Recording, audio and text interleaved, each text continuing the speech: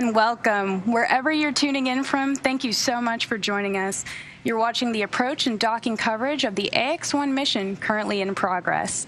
I'm Trisha Bhattacharya, a Crew Systems Group Lead at Axiom Space, and with me is Andy Tran, a Quality Engineer here at SpaceX. The AX-1 mission is the first all-private crew to the International Space Station. Our four-person Axiom crew will experience 10 days in orbit, 8 days on board the International Space Station, and they are currently en route to their destination. This webcast is a joint broadcast between NASA, SpaceX, and Axiom Space, and we'll walk you through the events of Dragon approaching and docking with the ISS and carry our coverage through the welcome ceremony that awaits the crew once they are on board the International Space Station. The AX-1 mission started yesterday, April 8th, in the early hour mornings of Florida when the Axiom crew arrived at Kennedy Space Center. From there, the SpaceX teams transported the crew to the Falcon support building for pre-launch briefings and then helped the AX-1 astronauts suit up in preparation for heading to the launch vehicle. Upon arriving at the launch pad, the crew ascended the 265-foot fixed service structure, crossed the crew access arm to board the Dragon capsule. After performing final checkouts, including suit leak checks and comms checks, the closeout teams departed the pad in preparation for launch. At 8:17 a.m. Pacific time, Dragon lifted off from historic pad 39A, and that is what you're seeing on screen right now. We had a beautiful day yesterday. Shortly afterwards, we had successful stage separation. Our Falcon 9 first stage returned to Earth for a landing on our drone ship, a shortfall of Gravitas, and the Dragon spacecraft successfully separated from the Falcon 9 second stage and deployed its nose cone. Since that time, the Axiom crew has been able to eat some of the food specially prepared for them by Chef Jose Andres and his team and get some rest in anticipation for the docking event you'll see later on this broadcast. Just a few short hours ago, the crew hosted a live on-orbit event from inside of the Dragon spacecraft. We were able to get an inside look into the Dragon cabin interior, hear the crew's thoughts and their excitement on their launch experience, and get introduced to the zero-G indicator caramel given to Mark from one of his partnered research institutions. Before we take you to the teams at Johnson Space Center who are actively monitoring Endeavour's progress, let's meet the crew of AX-1. The AX-1 mission is commanded by retired NASA astronaut Michael Lopez Alegria, a Spanish-American who was born in Madrid, Spain, and has also called Mission Viejo, California, as well as Boston, Massachusetts, home. Michael is a U.S. Navy captain and has flown 3 times aboard the Space Shuttle and once aboard Soyuz. He has conducted 10 spacewalks in his career, accumulating 67 hours and 40 minutes in the vacuum of space, both of which are NASA records. In 2021, he was inducted into the Astronaut Hall of Fame. The pilot for AX-1 is Larry Connor from Dayton, Ohio. Larry is an entrepreneur and a nonprofit activist investor. He has won aerobatic flying competitions and summited both Mount Kilimanjaro and Mount Rainier. Through AX-1, he will become the first private pilot to reach the International Space Station. He will also become the first human to reach both the deepest ocean depths and enter the bounds of outer space within 1 year. Larry has been actively involved with the Mayo Clinic and the Cleveland Clinic for many years, helping to understand the effects of aging.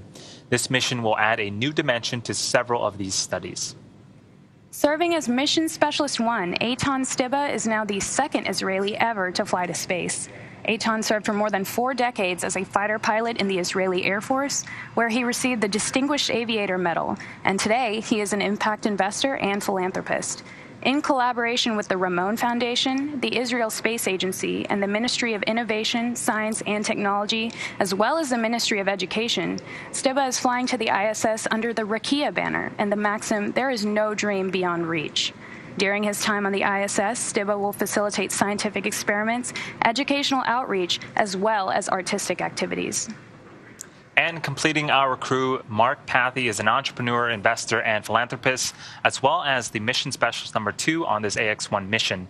Pathy is currently the chief executive officer and chairman of Montreal-based Maverick, a privately owned investing and financing company he founded that focuses on innovation and social impact.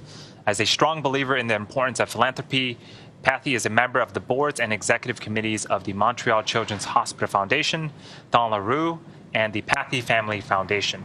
Through the AX-1 mission, Pathy has become Canada's second private astronaut and the 12th Canadian to go to space.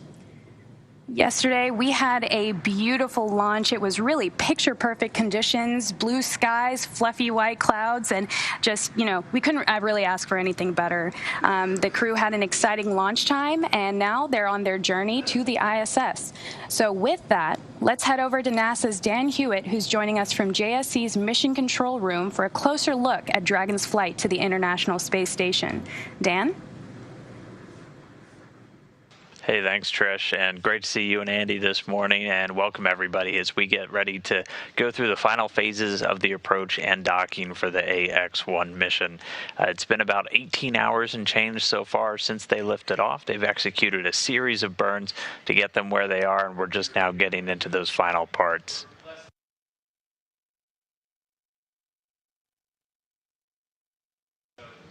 And so, as you just heard, the crew on board AX-1 right now is getting into their suits. They're going to wear these. Everybody is in their suits.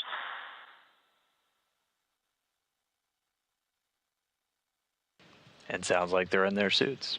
So they're going to wear those throughout all the different dynamic phases. Obviously, right here during the docking, they also wore them during launch, and then they'll wear them towards the end of the mission with undocking and then that entry, descent, and landing. But I want to go through some of the burns that we've done so far to get us to where we are right now. And everything started after we got on orbit, and we were able to start executing a series of 5 different burns to get us up here, the first of which being the phase burn. So that just started the initial raising of Dragon's orbit and positioning it for its actual approach up to the International Space Station. And then about 12 hours after that, the boost burn took place. Now, the boost burn is raising Dragon's orbital apogee, or the highest point of its orbit, and it raised it all the way up until it was just about 10 kilometers below the International Space Station, not putting it directly below, but just in altitude about 10 kilometers below. And throughout all these burns, we're using the Draco thrusters on board Dragon. There's 16 of these. There's 12 around the service section and 4 on what's known as the forward bulkhead. Those are the ones that are essentially pointing straight out through the top hatch and are used for all of these major, we call them delta velocity burns, the ones that are really pushing the vehicle and doing altitude changes. So we did that boost burn, and that put it about 10 kilometers lower than the station, and then just after that we did what's known as the close co-elliptic burn. So that put us on our first co-elliptic orbit with the space station. That's just where you're maintaining a pretty circular orbit around planet Earth and then maintaining just about 10 kilometers in altitude below the space station. After that was done, we were able to get to the transfer burn. That again just raised the orbit one more time, bringing us even closer to the station. We're still several kilometers behind, anywhere from 20 to 80 kilometers, but then you move up and you're just 2.5 kilometers beneath the station. And again, you're co-elliptic after that. And so we did that final co-elliptic burn. That was done a little bit earlier this morning and put us on that steady path about 2.5 kilometers below station. Now, right now we're coming up on what's known as approach initiation, coming up in just about 3.5 minutes. This is going to be a fairly long burn, again using those thrusters on the forward bulkhead and then the ones around the service section to fine-tune the attitude as we get up to begin our final approach. And before we got to this burn, the teams have gone through a number of steps just to ensure everything operating as we expect on board Dragon, on board station. We do a number of different setups on board the space station to get ready for Dragon's arrival and docking, doing things like feathering the solar arrays, essentially adjusting which way they're pointing just to minimize any thruster plumes from Dragon as it gets into its final approach, as those can degrade some of the solar cells. So we just want to basically put them in an angle where they're protected during that final approach. We're also handing over the attitude control of the station. Normally we're using the large gyroscopes on the U.S. side for visiting vehicle operations, including Dragon dockings. We hand over control to thrusters over on the Russian segment, just giving us propulsive control as we can fine-tune and maintain a really steady attitude on station during this approach. So that approach initiation burn, which is coming up in just a little over 2 minutes, the go-no-goes have gone through the teams, both here in Houston on behalf of the entire International Space Station partnership, And that go, no go also works in the flight control team out at Hawthorne. And so after we get through approach initiation, we're going to swing directly beneath the International Space Station. We'll get some additional camera views coming up, but our extremely talented Kronos flight controller here in Houston has had views of Dragon throughout. And in fact, we're getting a pretty spectacular one. We should be able to bring it up soon of Dragon just as we're entering in to an orbital sunset. So we're going to do this approach initiation burn, and there you go. Our first look at Dragon, and it will come back. So we're about to do this approach initiation burn coming up in about 1 minute, 20 seconds, and this is going to swing us up directly beneath the International Space Station. We're going to be about 400 meters right below it. And this will bring us to what's known as waypoint Dragon 0. to ground. We are in 4.010, and we have successfully completed 5.1 under comm checks. Dragon SpaceX, copy all. Moving into section 6.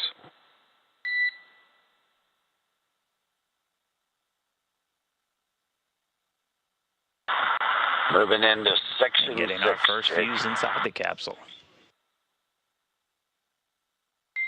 And for awareness, approach initiation burn in just under 30 seconds. Copy that, Chick.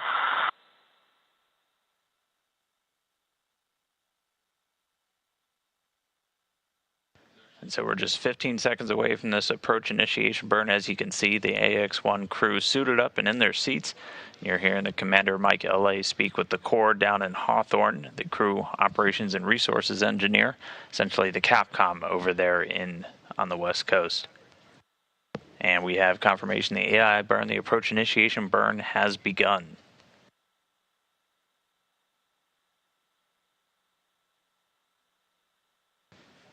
And so right now, with that approach burn started, we're a little over 7.5 kilometers away from the station still, but we're going to start closing in even quicker now, and this is going to bring us up and underneath, essentially on a center line from the station pointed down to planet Earth, and we're going to be just about 400 meters below.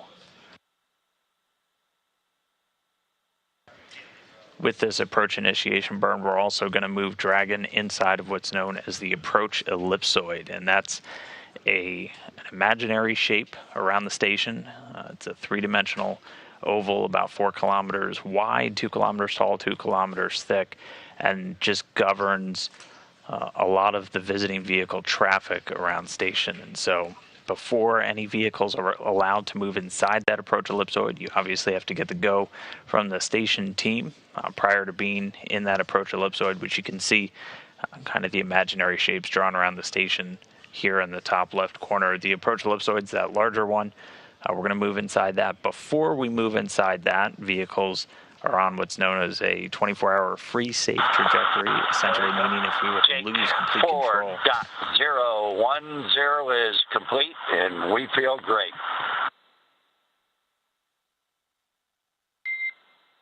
Copy all, Larry. Great to hear.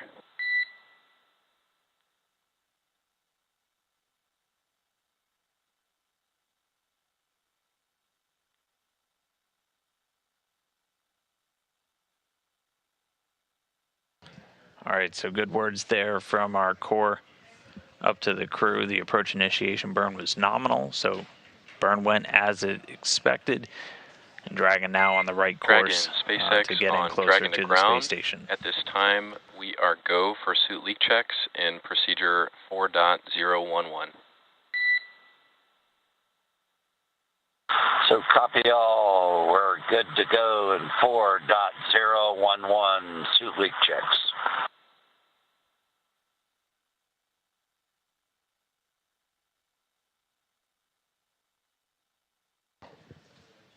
And so at this point, the crew's going to step into suit leak checks.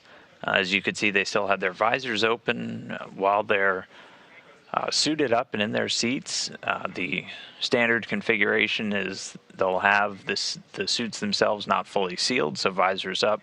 They'll typically leave one of the zippers on the suit open as well. And while they're in that suit, it has a connection directly to the seat. There's a number of umbilicals, essentially connection points for the suit to plug into the seat. And that's able to provide them with a number of different things depending on the port, but all of them can provide access to pressurized nitrox, nitrogen, and oxygen. And that can be flown or flowed into the suits once they're fully sealed, zipped up, and visors down to pressurize the suit, as these suits are really the main line of defense if we were ever in a situation like a cabin depress, a loss of pressurization inside the capsule. The suits can pressurize with that nitrox, provide a pressurized environment for the crew, and also all the necessary breathing gas. When they're not fully sealed up and flowing that, they're just flowing conditioned cabin air, so literally just taking the air from the Dragon cabin, cooling it down and flowing it through the suit just to keep them in a comfortable temperature. The umbilical also provides communications, so they have essentially a communications headset in that helmet, and then they're able to plug into the seat and then use a communication button on the armrest for that direct talking either to the ground or at this point with the space station. We have what's known as a bi-directional link at this point, and this is stuff that's been set up a little while before we came on the air. Endeavor, we are ready to pressurize.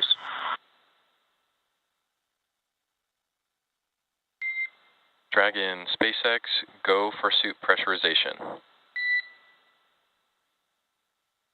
We're go for suit pressurization.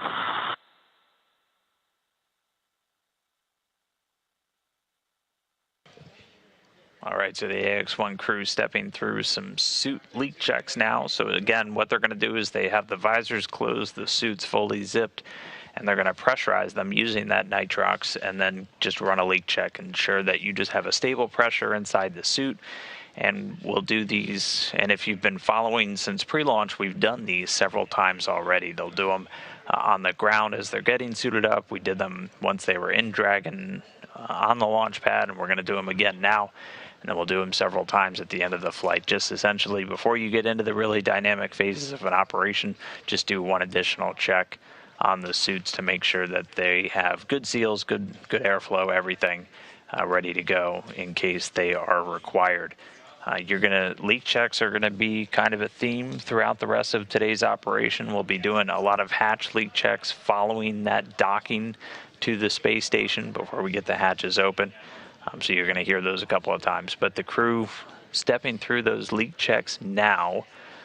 We are continuing to close in on the station at this point. We're just past about the 6 kilometer, just under 6,000 meters away now from the station and closing in. They're moving relative to the station at a rate of about 4.5 meters per second. Now, obviously, both the Dragon and the station are maintaining an orbital velocity. They're traveling in excess of 17,000 miles an hour relative to planet Earth. But the closing rate between them is fairly slow, just about 4.5 meters per second. And that's going to continue to drop down as we get to really the final phases, as we're stepping through those different waypoints and doing that final approach, slowing down usually to well under a meter per second during final approach. But for now, everything continuing to go smoothly. We're getting some views. We are in nighttime right now, which is why you're just able to see the navigational lights on board Dragon. And we should be getting a sunrise in about 25 minutes, and then we'll have daylight for a little over just about an hour.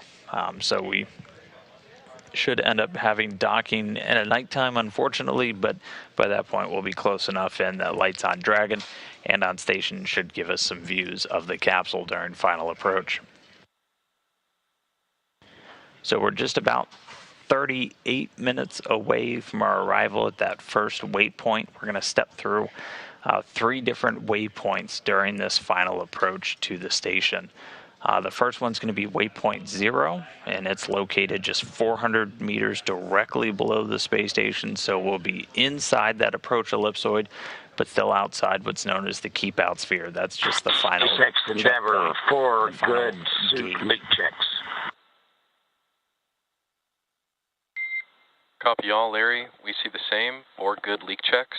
Next up, mid-course maneuver in just over 18 minutes.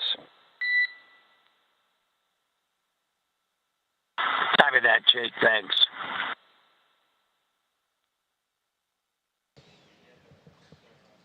All right, so 4 good suit leak checks reported down to the core.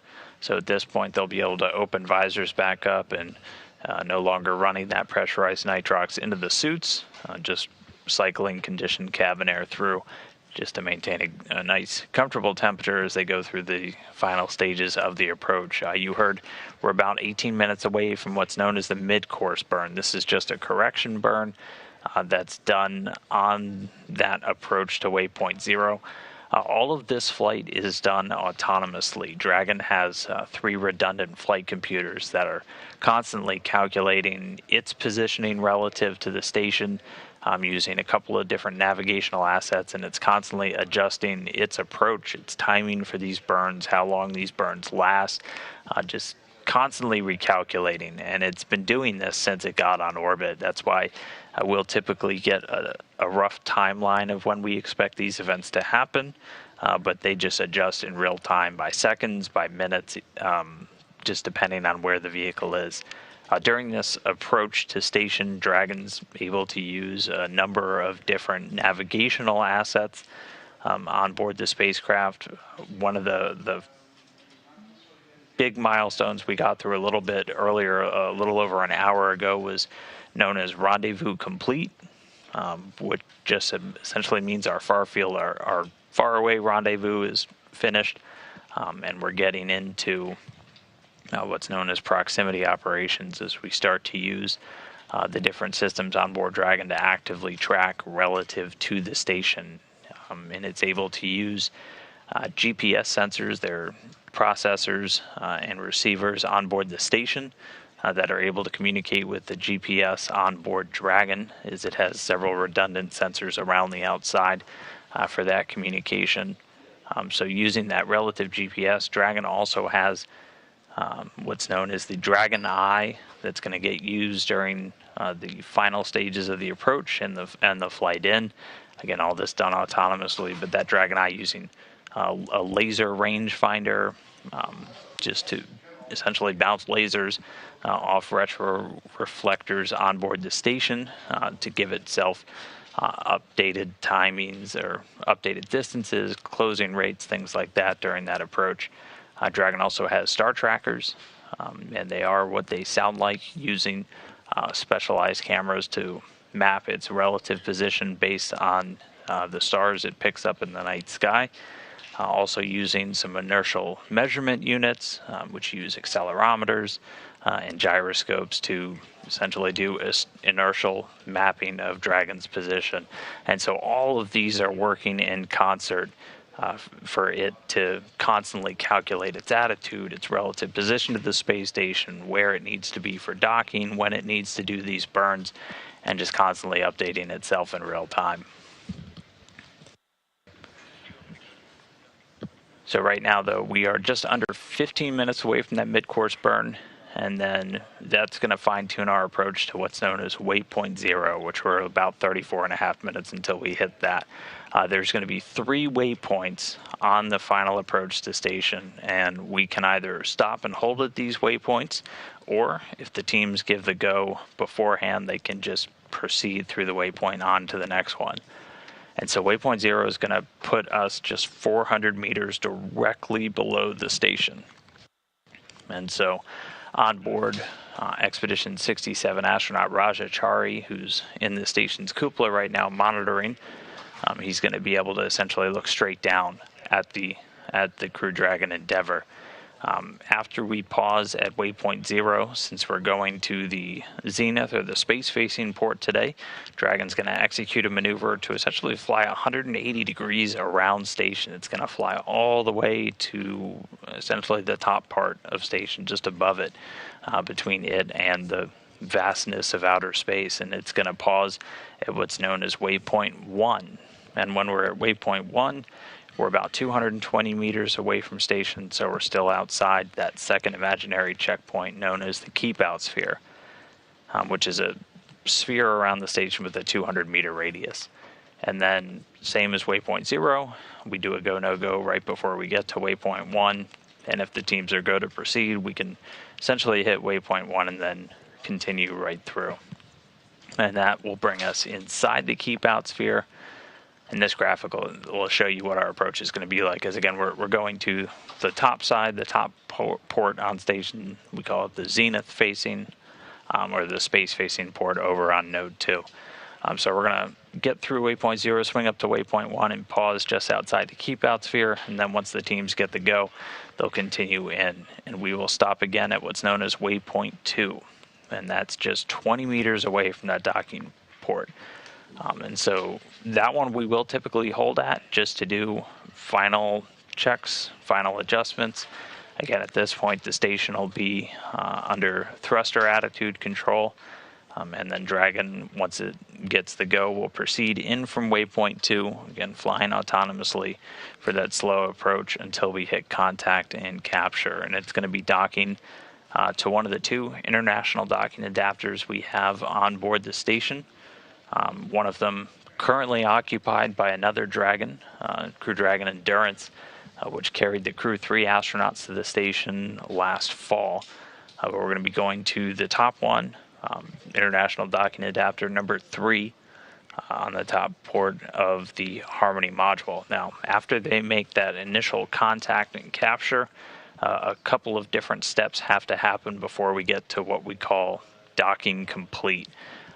So the docking mechanism will start to draw Dragon in to essentially start the hard mate process, and then a series of hooks around the outside of Dragon will drive, and that's what hooks and latches, and that's what gives us essentially a tight seal, a hard dock to the station. And then there's a number of other steps that take place. One of them, the extension of 2 umbilicals that will connect Dragon's power and data hard line to the station, so it'll no longer need its solar arrays while it's docked to charge systems on board.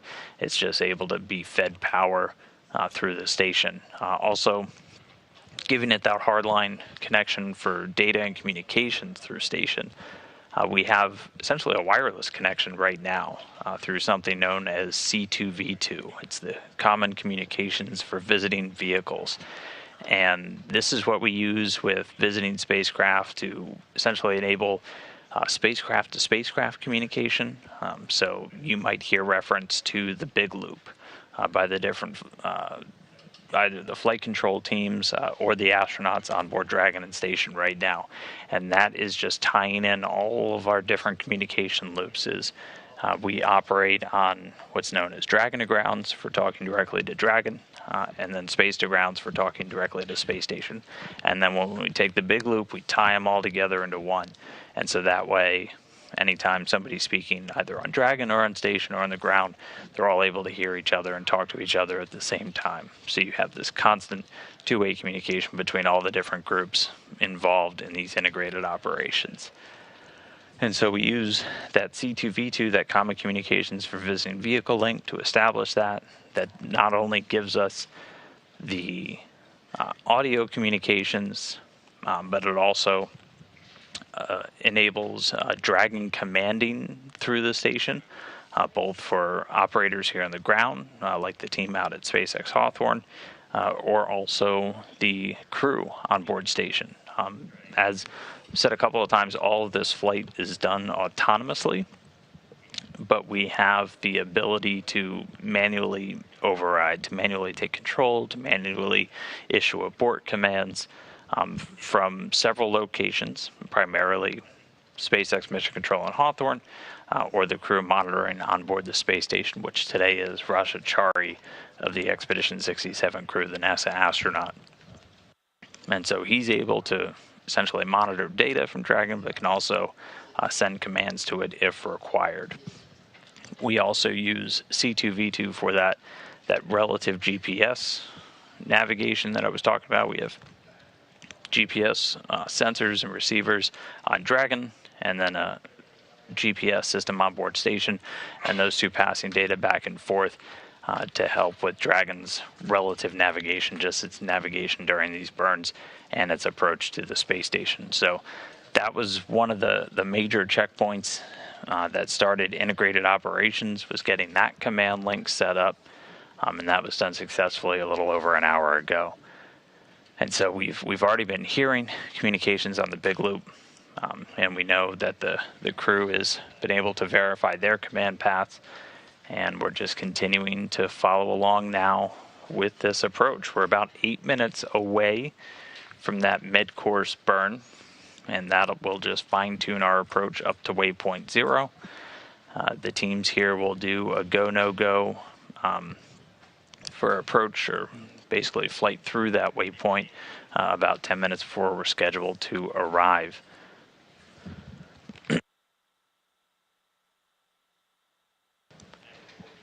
And you're continuing to get a view of Dragon, so you can see the red and the green navigational lights, and then the flashing one, which is coming right down the center line of the docking port.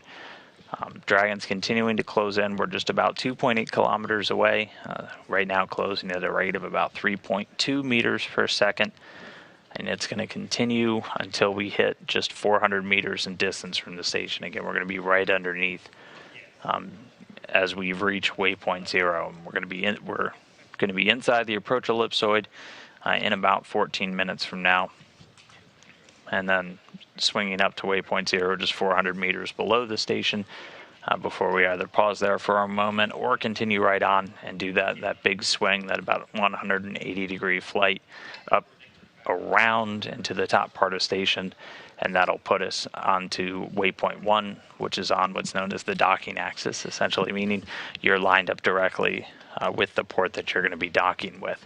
And for us today, that is the Zenith, the space-facing port on node 2.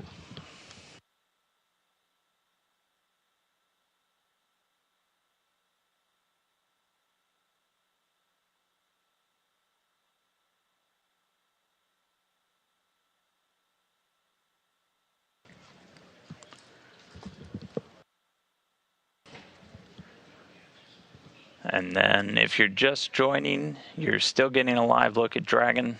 We're just about 6 minutes away from the mid-course burn, and we are just under an hour and a half from our expected docking time. We are expected to dock at about 6:45 a.m. Here in Houston, 4:45 in the West Coast. That's 11:45 GMT. All told, it's going to be about a 20-and-a-half-hour journey from launch to docking. We're 19 hours and 1.5 minutes into the flight so far. So just the final phases of approach coming up soon. But once they dock, the AX-1 crew members are going to be joining the Expedition 67 crew in progress on board the station. We've got 7 individuals living on board the station right now. Among them, you have the crew that arrived on a separate Crew Dragon Endurance, on NASA's SpaceX Crew 3 mission. And they are led on board the station right now by NASA astronaut Tom Marshburn. Here's a fun quick shot of them in their crew quarters. Tom Marshburn's up on the top there and is the current Expedition 67 commander. Down on the bottom was the Crew 3 commander Raja Chari, and then again Marshburn's going to be prime for a lot of the hatch operations. Chari, seen here, is inside the cupola right now, and he's doing the monitoring of the Dragon's approach, and he's been following along as it's gone through its approach initiation.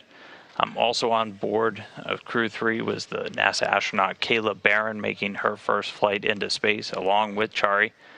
and she's going to be helping with some of the hatch ops, so we'll probably see her floating in and out of view as we get past docking.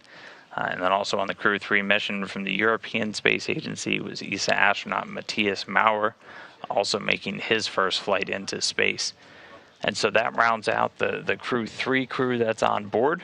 Just a few weeks ago, though, they were joined by a Soyuz vehicle, which carried 3 Russian cosmonauts, led by the Soyuz commander Oleg Artemyev there in the center.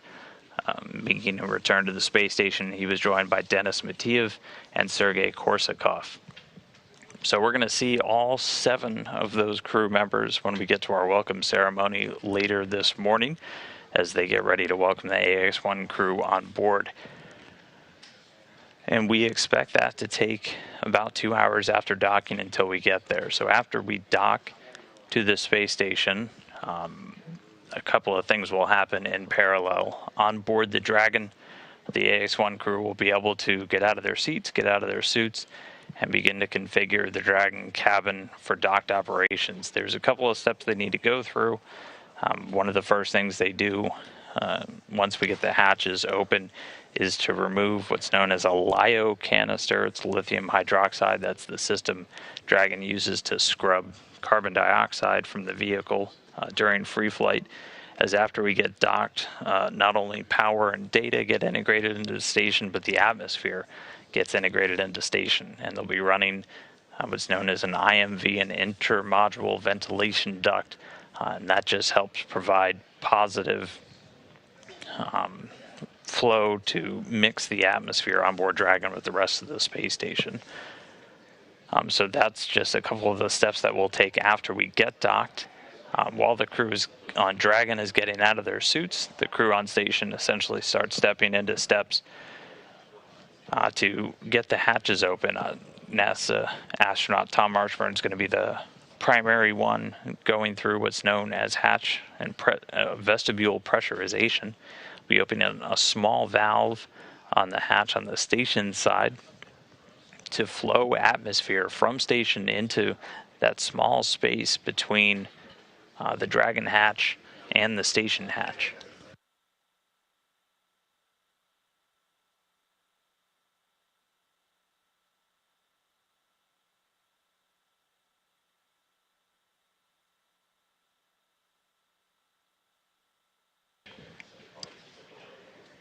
And we are going to stick with you all the way through docking, through hatch opening, until we get to that welcome. So we're just a little over a minute coming up to this mid-course burn. I'm going to stop talking for a moment. I want to toss it over to Trisha and Andy for a quick check-in at Hawthorne, as we're getting good views of Dragon, and we're going to get better ones coming up real soon. Thank you, Dan. A lot to unpack here, Trisha. As Dan mentioned, this is a live view, if you are just joining us, of the Axiom-1 mission. So Dragon is about 2 kilometers away from the International Space Station, making its way to waypoint 0, which is going to be 400 meters away. And then there are more milestones that it'll need to go through before it docks in about an hour. So, we are watching Dragon, but things will definitely begin to pick up pace here as we get closer and closer to the International Space Station. Absolutely. What an exciting time for the 4-person Axiom crew who are on their way to the ISS right now.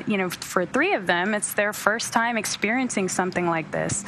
All 4 crew members have certainly been very busy leading up to the launch and up to this moment with, hours and hours, I believe 700 to 1,000 hours of training that they had to go through in order to, be prepared for this type of experience, for working on the ISS, and for achieving the objectives that they're going to be doing over the next 8 days.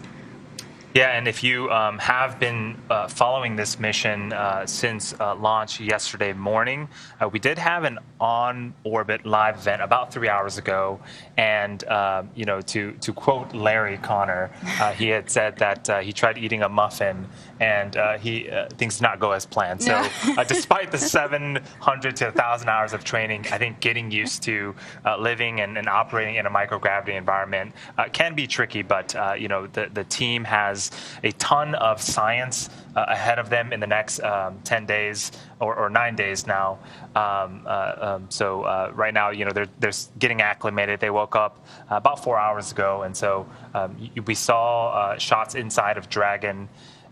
They have their suits on. We heard that we had 4 good leak checks, and so they're seated, they're strapped in, and in about an hour they're going to be docking and hopefully seeing the rest of the crew shortly. Absolutely. And, they, like you mentioned, they have a jam-packed schedule for the next 8 to 9 days that they're going to be on orbit. The 4-person crew are going to be responsible for just about 25 experiments and over 100 hours of crew time dedicated to research, as well as outreach activities that, they'll be addressing several science, technology, and art-based outreach events. So, they have a busy schedule coming up ahead. And, as you mentioned on the on-orbit live event, we saw a little bit about how they were acclimating to the zero-G life. The 3 who have never flown before, they're still getting the hang of how to orient themselves in a microgravity environment. And it's certainly harder than it looks. I was able to actually personally, a few weeks ago, be a part of a zero-G flight along with several of my colleagues from Axiom Space, where we were testing out some hardware for the station, and it was pretty difficult not to just go flying down the cabin of the airplane when we were in those microgravity moments. So, pretty tough. Yeah, it really just is a testament to all of the training that the crew had to go through to be ready for this mission. But as Dan was setting up, we were anticipating the mid-course burn, which is essentially a minor correction burn if Dragon needs to sort of make minor adjustments to align itself and ensure that it's on the right course to waypoint 0. That burn has completed, and it completed successfully, no issues. So with that, we're going to send it back over to Dan at JSC in Houston.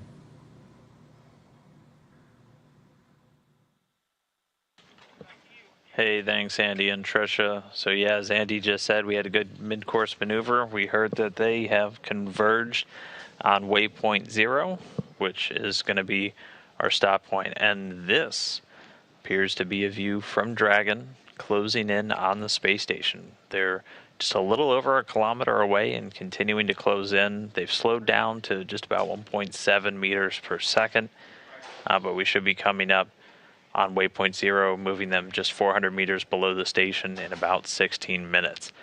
And we're getting a look over the shoulders of the commander and pilot seats, and in that center screen you're able to see their expected flight path. So you can see it swinging up. The station is at the top of that screen in the crosshair, and they're going to stop just 400 meters directly below, and then they're going to execute a maneuver to fly up and over top the station, getting onto their docking axis, looking at the space-facing port on Harmony before they begin the final approach.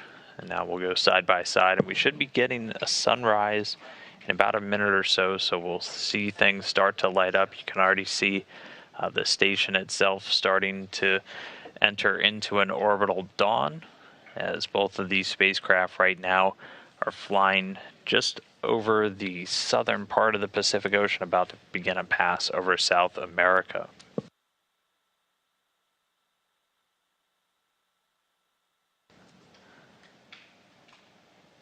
So with that successful mid-course burn, we're essentially done with all the major burns during this approach. We're just going to be now using some of the Draco thrusters for these translational moves through the different waypoints.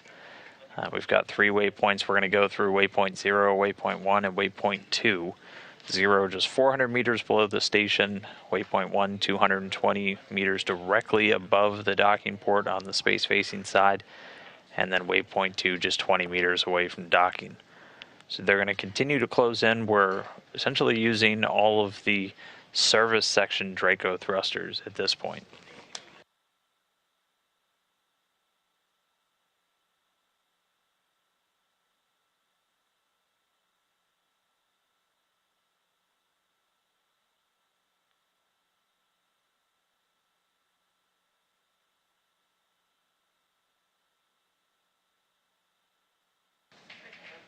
And so that was the Capcom here in Houston.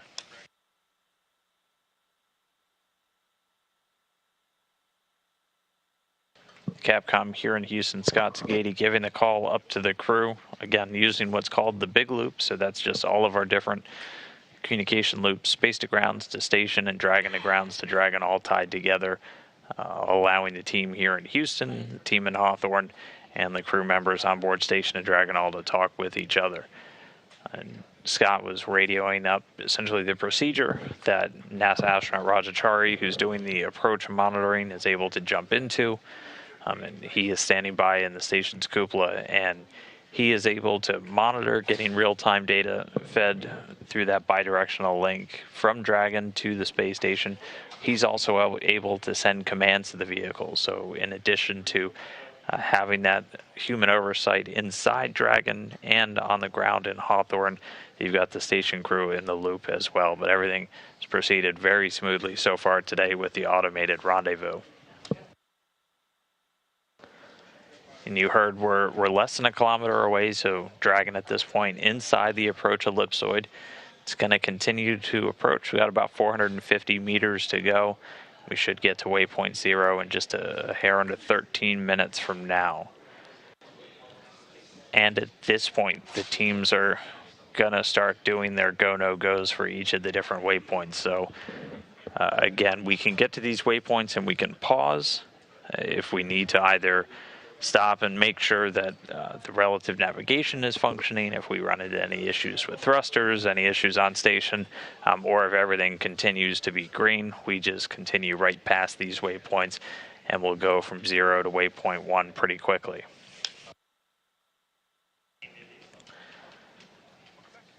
And so just about 12 minutes away from that next stop, we might occasionally see some thruster firings on board Dragon when we get the views from the space station. At this point, we're using what's known as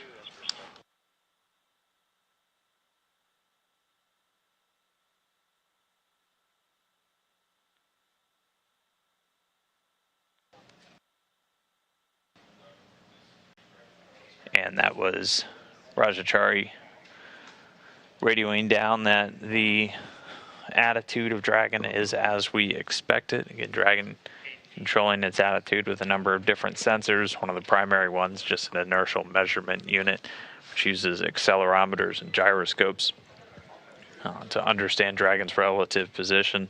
Also using, for this final approach,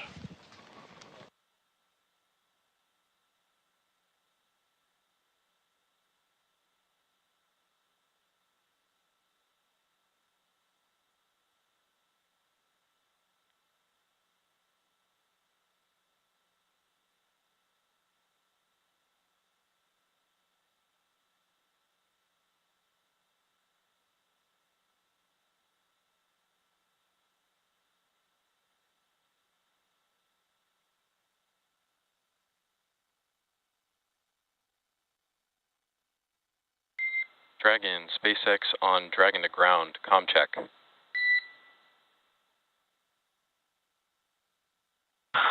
SpaceX Endeavor on Dragon to ground, loud and clear. Hey Larry, on Dragon to ground, wanted to let you know that we're not getting any response on the big loop.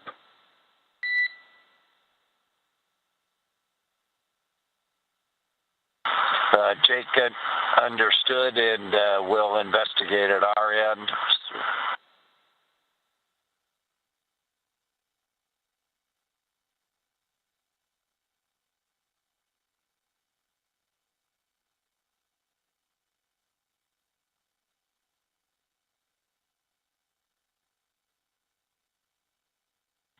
SpaceX, Endeavour, Dragon to ground. How do you hear? Dragon, SpaceX on Dragon to ground. We had you 3x3 there. Okay, I rogered your call a little while ago. Another comp check, both on the big loop. I guess you didn't hear me.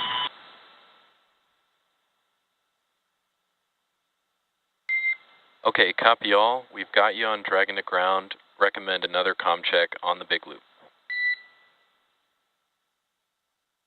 All right, copy. That didn't work.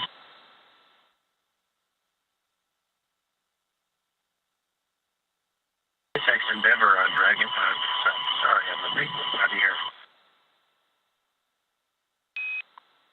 Hey, Mike. We had you 3x3 there.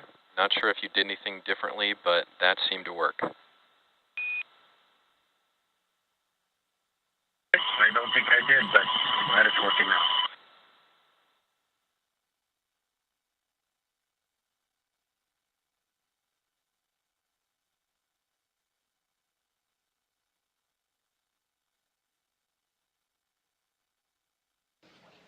Okay, so a couple of quick updates. The crew was given the go to proceed through waypoint 0, on through waypoint 1, and all the way through waypoint 2. So we're going to see Dragon step through these different waypoints pretty quickly. So we're just under 200 meters away from waypoint 0, and we're approaching station from below. That's why you're seeing the Earth's surface start to come into view as we're heading into that orbital sunrise.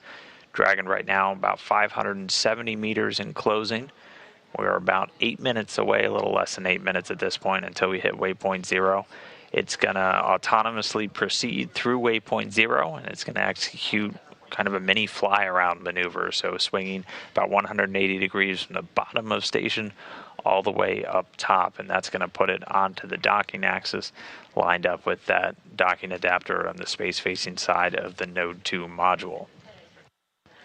And that'll put us at waypoint 1, which is just 220 meters away from station, and then they'll proceed immediately from there down to waypoint 2, getting just 20 meters away from the docking port before we pause, and then do that final go-no-go for approach. Once we get into that final approach, Dragon will slowly fly in, again just using those service section Dracos, until it's just a few meters away, and then we'll hear a call out for what's known as CHOP. That's crew hands-off point.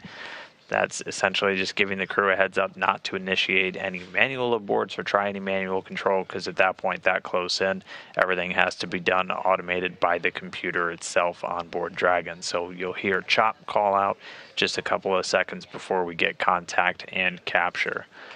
We were slated to dock just a little over an hour from now, an hour and 7 minutes. But as we continue to move through the burns, we'll adjust that in real time.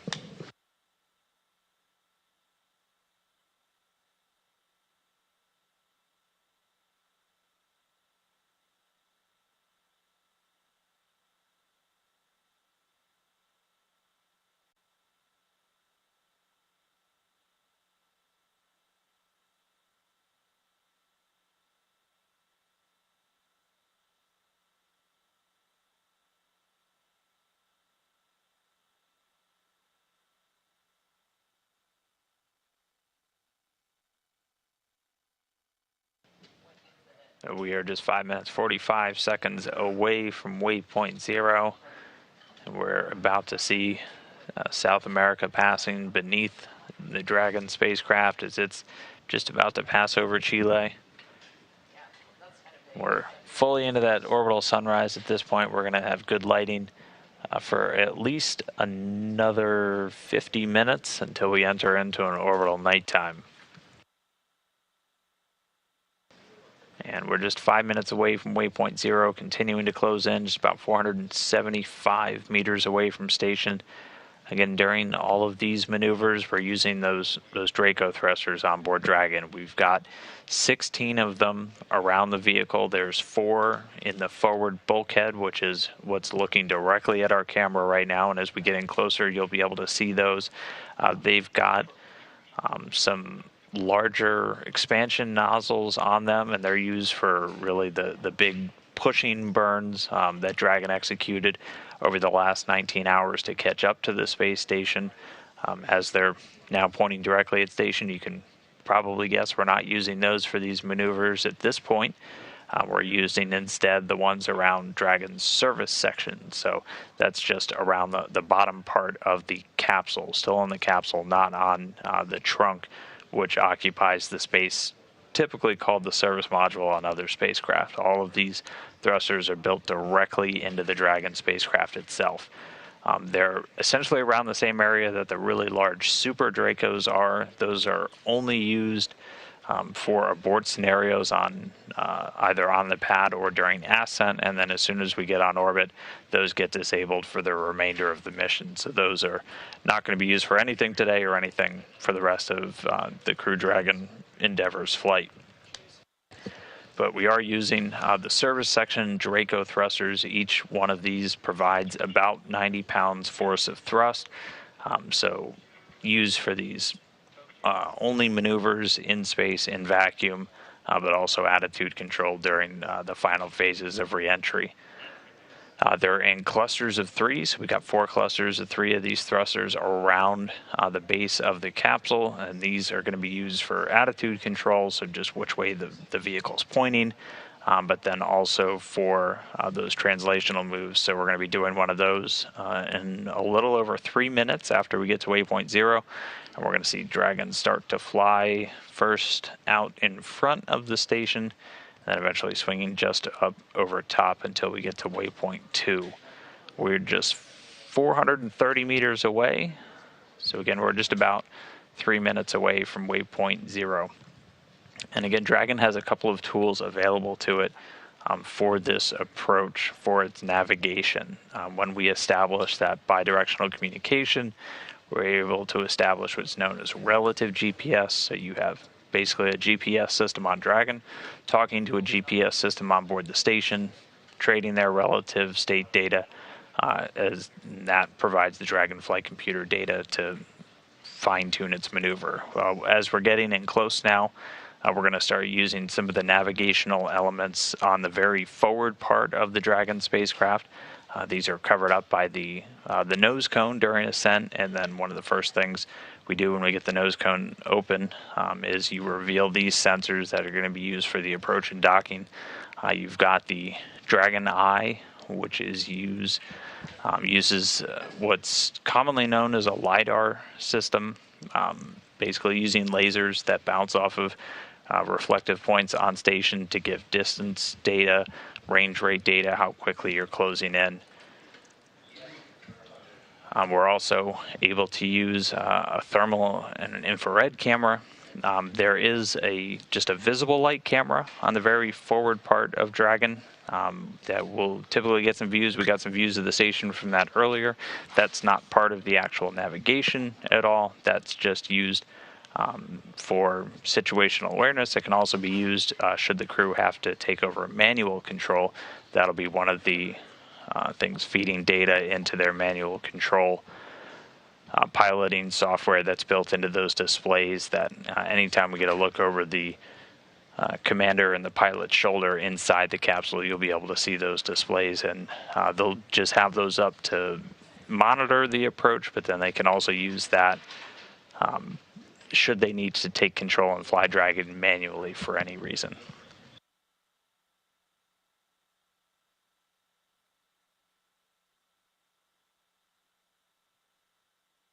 So we are just about 30 seconds away from waypoint 0, just 411 meters away from station. So just a small bit to go, and then we'll be passing through our first waypoint. Again, we're going to hit 3 of these on the way to docking today.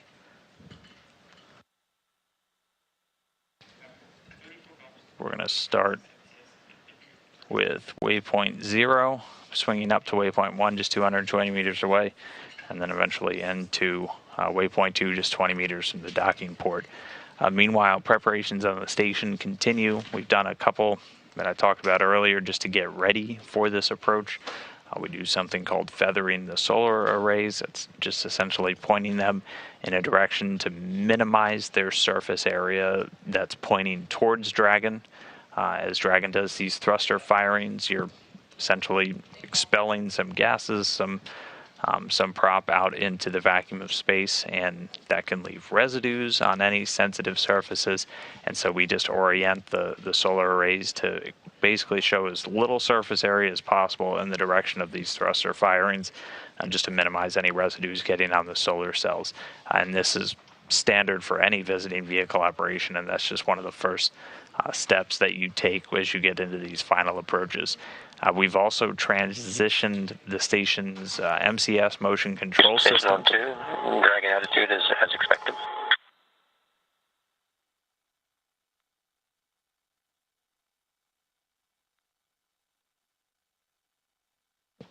That was NASA astronaut Rajachari radioing Dragon attitude as expected. So we've now just passed waypoint 0. We're inside 400 meters away from the space station.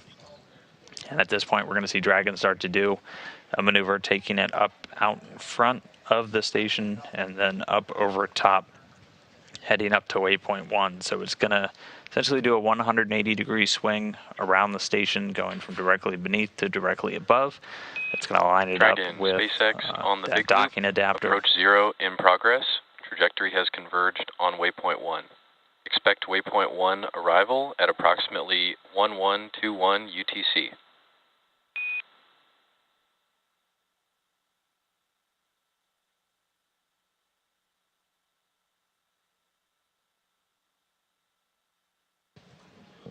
And then that call we just heard from Core. So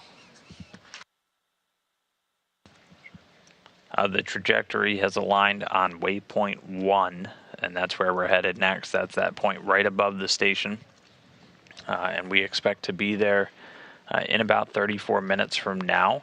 All the times you're hearing called up are in UTC or GMT, just that Greenwich Mean Time, that Universal Standard Time. And that's what all of the different operators working space station ops will go off of, as you have control centers in just about every time zone imaginable.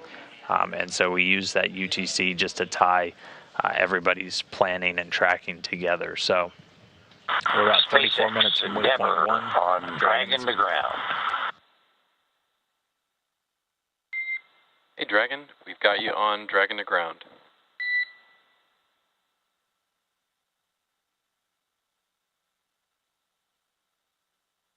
Jake, did you get Mike's transmissions both on the big band Dragon to ground? Larry, that's a negative on both. Did not receive either transmission. I wonder if it's a Vox setting or past that I'll keep thinking. Not sure.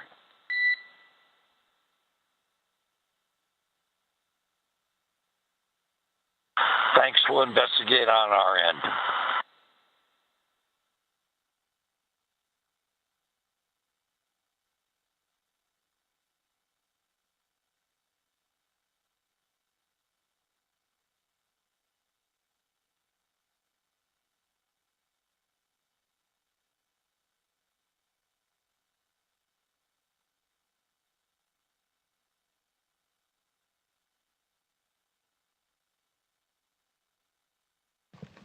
And so we've heard them continue their troubleshooting a couple of different issues with the big loop, but we're still continuing to get that comm and not any impedance towards continuing with our docking so far today.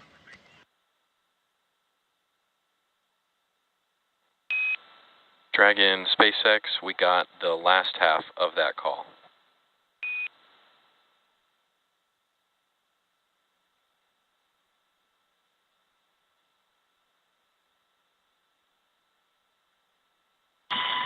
SpaceX Endeavor on Dragon to ground. Yeah, Jake, I'm not sure what to do here. I don't think it's a Vox setting because I'm definitely pressing to press to talk. I'm seeing the transmit light up when I'm talking the whole time, so I'm not sure what to do. Worst comes to worst, we rely on Larry to make the calls. Okay, copy all, MLA. I had you 3x3 on that call. Understand you don't think it's a Vox issue. Would encourage troubleshooting, and I'm sure you are. We'll stand by for another big loop comm check.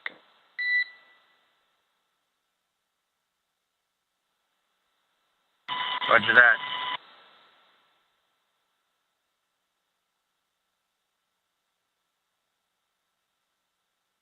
All right, we're continuing to check off milestones during this approach. We're already past waypoint 0, on our way towards waypoint 1.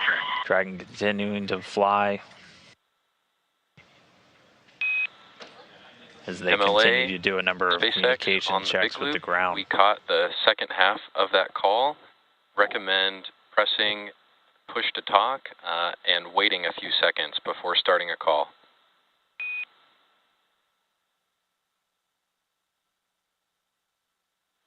SpaceX Endeavor, copy. How do you hear this transmission? Dragon, we caught that entire transmission.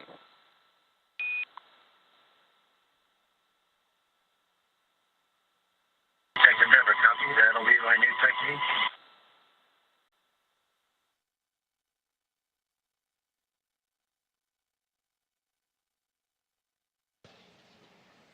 All right, but right now, Dragon making its swing from waypoint 0 to waypoint 1. We're just about 30 minutes away until Dragon's directly above the station and lined up on the docking axis with that international docking adapter. Let's check back in with the Hawthorne team, though. Andy, Trish, how's everything going over there in California? Things are going good here, Dan. As we continue to watch Dragon, things are beginning to pick up pace as Dragon makes its way towards waypoint 1. For everyone tuning in, we are hearing dialogue between Larry Connor, the pilot who is currently in Dragon Endeavor, and the CORE, which stands for Crew Operations Resource Engineer here in Hawthorne. They are troubleshooting some communications, we'll likely continue to get updates there, but you also notice that there are some beeping before the communications happen. Those are called Quindar Tones, and those are really just used to clear the air to make sure that the communication is as clear as possible from ground to Dragon. But as part of the Axiom-1 mission, this is SpaceX's 6th human spaceflight mission overall, and the 5th to the orbiting lab. Dragon has a long history of really being designed from the beginning with human spaceflight in mind. There is the first Dragon capsule that is hanging behind myself and Trisha here in Hawthorne. And even on the days of its inception, there was a window in place, and we weren't sending people up into space at that time, but we knew that sometime in the future we wanted to. So it's super exciting that, I can't believe I'm saying it, but this is the 6th time that we're sending people up on Dragon.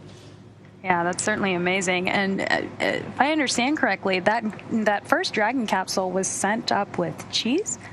Yeah, the cheese was used as a mass simulator for that capsule, and we've definitely come a long way since then. But even between that capsule and what we're seeing here today, there has been numerous upgrades to the Dragon capsule. First and foremost, with every flight where we're taking crew, when they return, we collect all of the feedback to make sure that the next iteration of crew flight is as comfortable and a well-versed experience as possible for the incoming crew. So things like adding USB chargers, reorganizing where to store and pack things, those are all feedback that we take into reiteration of Dragon's design. The Dragon capsule itself also has gone through a number of upgrades. If you've been following the Dragon program, you'll notice that we no longer have the solar arrays, which would unfurl after Dragon separated from the second stage. The solar panels are actually built onto the trunk section itself. And so, as Dragon gets closer, we'll likely see half of the trunk section colored black, and those are the solar panels that will collect energy and really power Dragon throughout its stay up in space. Absolutely. And, you mentioned that you guys, that SpaceX has had this is the 6th flight that you've had in collaboration with NASA, sending up NASA astronauts to the ISS. This is Axiom's first, mission in collaboration with companies like SpaceX and as well as our government counterpart, NASA. It's this first private astronaut mission is really setting the precedent and serving as a case study for what these partnerships and collaborations will look like in the future, for future private astronaut missions, and as well as the Axiom station overall. Yeah, I think it marks a turning point in space travel. This is the first all-private mission, as you had mentioned, and with all the signs that each of the crew members are going to be performing, it's just a tremendous sort of milestone in the spacefaring world. Absolutely, and in our view, it's really the next chapter of the spaceflight industry. During the launch broadcast, we heard from Pathy leaders about how this was really the vision of spaceflight from the very beginning of NASA's program. 60 years ago, they really envisioned this to be what it would evolve to, so that they could focus on, returning to the moon, going to Mars, and possibly even beyond in the future. So, this is the ISS and NASA they've been the pioneers in these kinds of relationships, all the logistics and training and everything it takes to put humans into space and low Earth orbit. And transitioning that to a commercialized partnership is going to mean that, private sectors, private industries are going to need a lot of time and NASA's expertise in learning how to establish and maintain these relationships effectively. It's really a learning process through all of these missions, to get there. That's a really gorgeous view of the curvature of the Earth. Yeah, I think when we had started this broadcast, we had a phenomenal view of Dragon in the, I believe it was an orbital sunset, but it looked like a painting with all the colors and Dragon in the foreground. And, as Dragon approaches the International Space Station, we're going to continue to get Dragon, SpaceX on Dragon to ground for audio troubleshooting.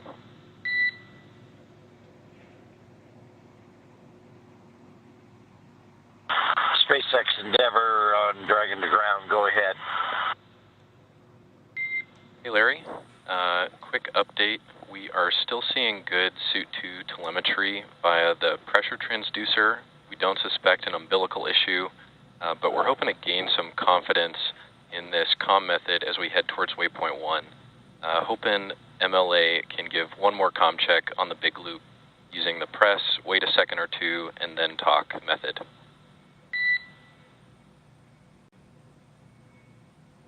Yeah, copy all, and Michael giving another go on the big loop using the revised technique.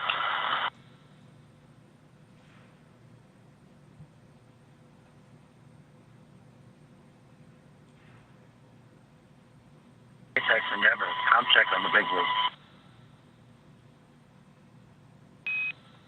Dragon, SpaceX, I think we lost the S and P of SpaceX. Maybe another half second, but otherwise sounds good.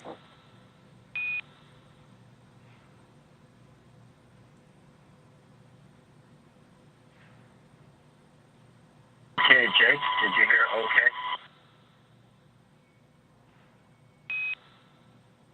That's a 4x4 call, MLA, and good to hear.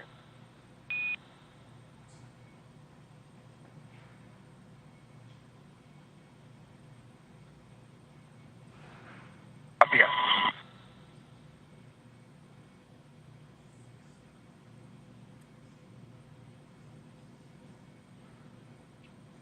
So again, the teams are continuing to work through and troubleshoot some communications.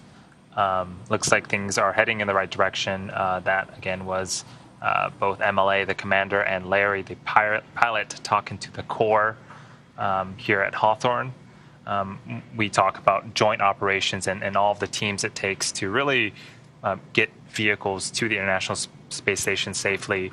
At Mission Control Houston, there is a CAPCOM, which stands for Capsule Communicator. They're really responsible for ground communications to the folks already aboard the International Space Station. The flight director is adjacent to the CAPCOM, and they're really leading the team through major milestones. We also have ADCOs, which are attitude, determination, and control officers, and that person's job is to control the attitude or orientation of the International Space Station.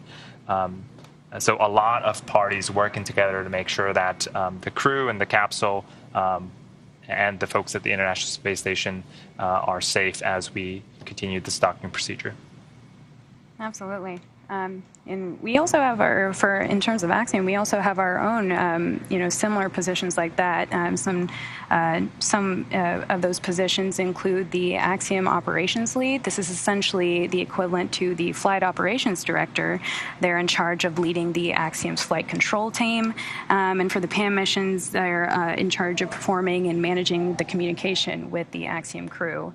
Another position that will be especially relevant when the crew gets on orbit and starts conducting their research experiments will be the Axiom research officer, whose responsibilities include planning and coordinating Axiom payloads with the crew while they're on orbit, as well as interfacing with the payloads owners, who are the research institutions that the crew and Axiom has partnered with to send up research into space.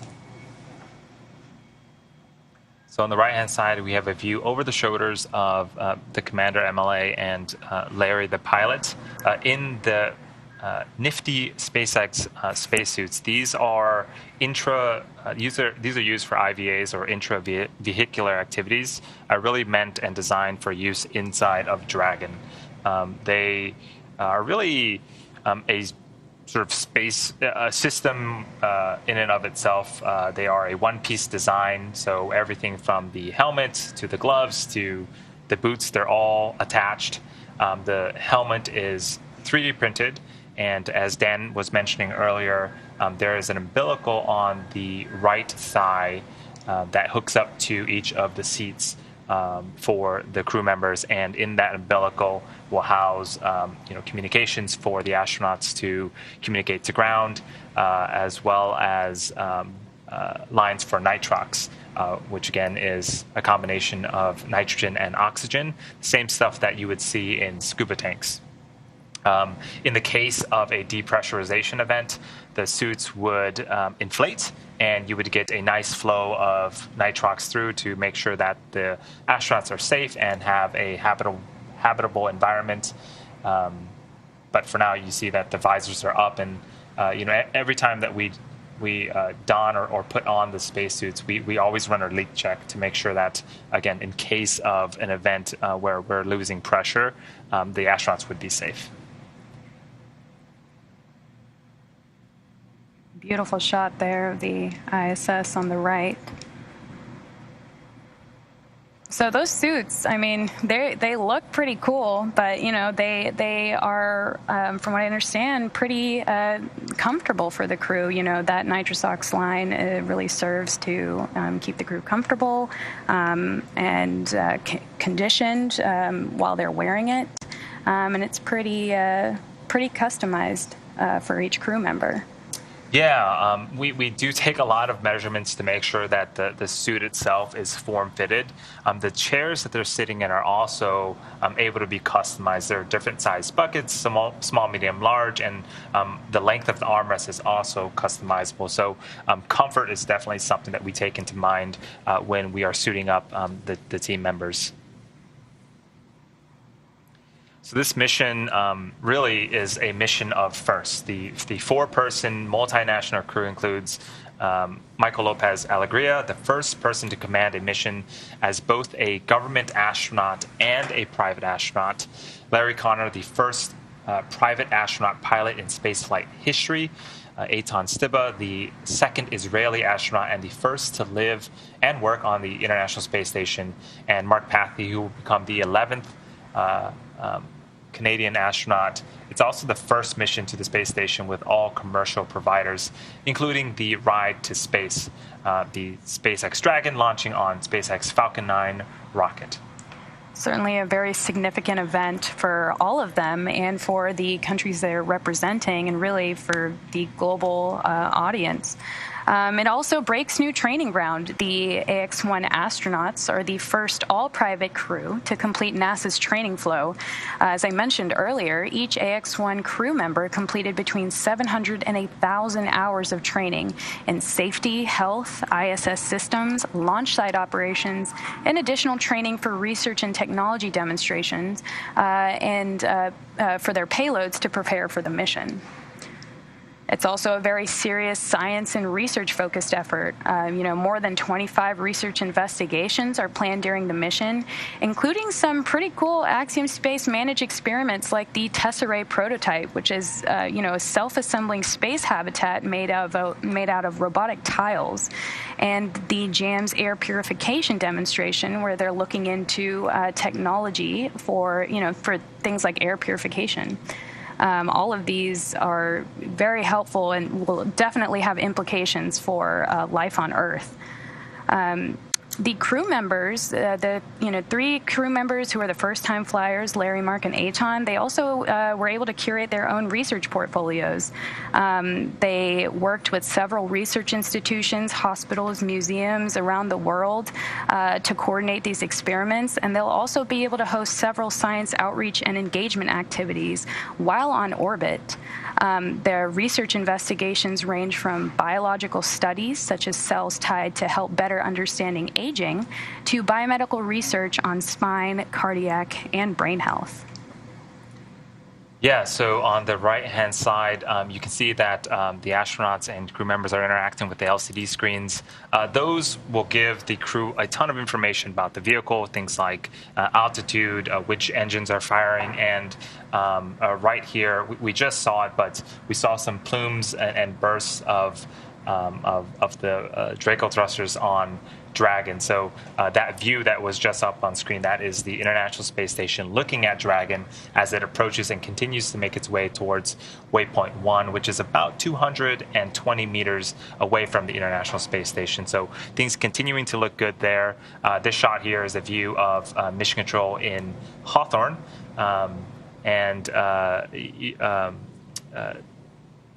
Before, when we had the dual pan up, we also had a view of Dragon looking at the International Space Station. So very, very cool views. Absolutely. Some of the other, really fantastic technology that the crew will be looking at on board, in particular, Mark Pathy will be testing a 3D two-way holoportation device. The self-assembling space habitat wasn't exciting enough. They'll be looking at this holoportation device, which is a mixed reality app using special lenses to project images via holograms. The innovation could be used to connect astronauts with loved ones on Earth on future long-duration space missions to combat feelings of isolation and loneliness. And, as NASA sets their sights on, returning to the moon, going to Mars, and, even beyond, those questions and behavioral wellness issues become, more and more relevant, in those situations.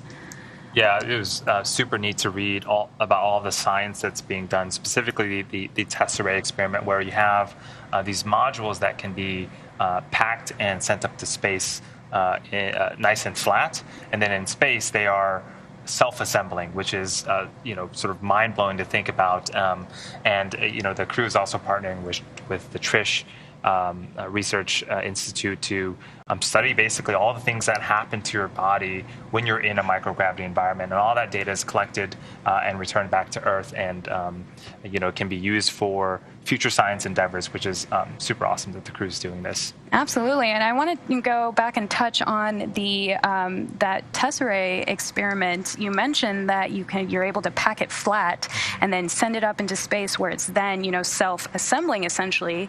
That is a huge savings in terms of up mass, which directly translates to costs for missions like that. So usually when, for example, we send up a module, this becomes relevant for Axiom Station. You have to send the module structure assembled and then launch that up into space.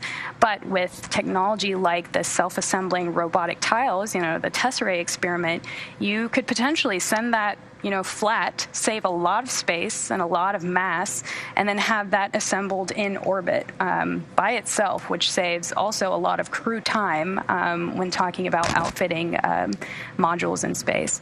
So just some super exciting experiments in manufacturing research that could also help to benefit us on Earth. I mean, I can think of a lot of ways that self-assembling tiles would benefit, the manufacturing industry here every day. Yeah, it would be super cool to basically potentially buy a self-assembling home and just set it up. It really would. We don't have any shots of Dragon or the ISS right now, but I'm sure we'll get them back soon. As Dragon continues its way towards waypoint 1, which is it should reach in under 15 minutes here, and makes its way towards waypoint 2. This is also the point where its soft docking ring will start to deploy. The way that the Dragon works in terms of docking is there is a soft docking ring, and on that ring are 3 pedals. And as Dragon makes contact with the docking adapter on the International Space Station side, those pedals and docking ring are what makes first contact. And so it'll sort of attach itself via those rings and pedals. And then there are 2 sets of 6 hooks that will drive into place, and that will be what we call hard capture. And so at that stage, that's when sort of docking is complete, but it's done in a couple of different stages. Absolutely.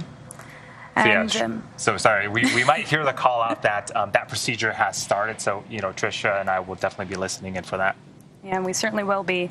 In the meantime, though, it's noteworthy it's worth spending time on the fact that, the crew is representing 4 different countries, America, Spain, Israel, and Canada, for outreach in 5 different languages. So, a large component of their mission objectives are conducting excellent science. But in addition to that, they're also helping to inspire people on Earth to pursue science and engineering studies.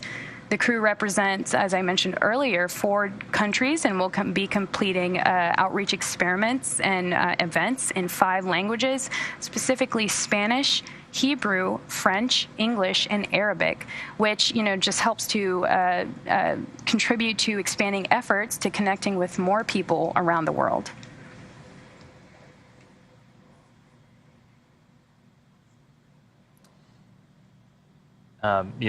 The crew is able to bring up some, things as well. And Stibbe will be bring surviving pages of the diary written in space by the first Israeli astronaut, Ilan Ramon, who died February 1st, 2003, when Space Shuttle Columbia and crew perished during re-entry.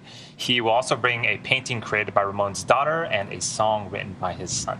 So definitely a great nod to, the first Israeli astronaut. Absolutely. And, in a similar vein, Larry Connor will be, he shares an Ohio heritage with actually the Orville and Wilbur Wright, who he will also be bringing along a small piece of cloth used by the Wright brothers on the first ever powered flight at Kitty Hawk, North Carolina in 1903. So, a lot of history there and, being represented on the ISS. It's just the beginning, really, for Axiom Space. AX-1 is the first of several proposed Axiom missions to the orbiting laboratory, and it's an important step towards Axiom's goal of constructing a private space station, Axiom Station, in low Earth orbit. It'll serve as the global academic and commercial hub, and like I mentioned earlier, will really be the next chapter in opening up low Earth orbit to research institutions and even governments around the world. So for now, we are under 10 minutes now for Dragon to reach waypoint 1, getting awesome views of Dragon. So the hatch is open, and there is a centerline camera at the center, basically, of Dragon. That is what Dragon is using to line itself up with the docking target on the International Space Station. But yeah, things are continuing to go smoothly. I'm going to send it back over to Dan at JSC for updates. Hey, thanks. Andy and Trish, we are just 7 minutes away from arrival at waypoint 1. And so Dragon right now only just under 330 meters away from the station. It's continuing this spin from underneath station to directly above. We're going to line up on the docking axis at waypoint 1, just 220 meters away from International Docking Adapter number 3, which is on the space-facing port of the Harmony module. Harmony hosts both of the international docking adapters on the station right now, which is used for all U.S. commercial docking vehicles. So far, Dragon the only one to make use of it, both the cargo and the crew variants. And we've got another crew Dragon docked to station that delivered our SpaceX Crew 3 astronauts. And pretty soon we're going to have a second one, Crew Dragon Endeavour.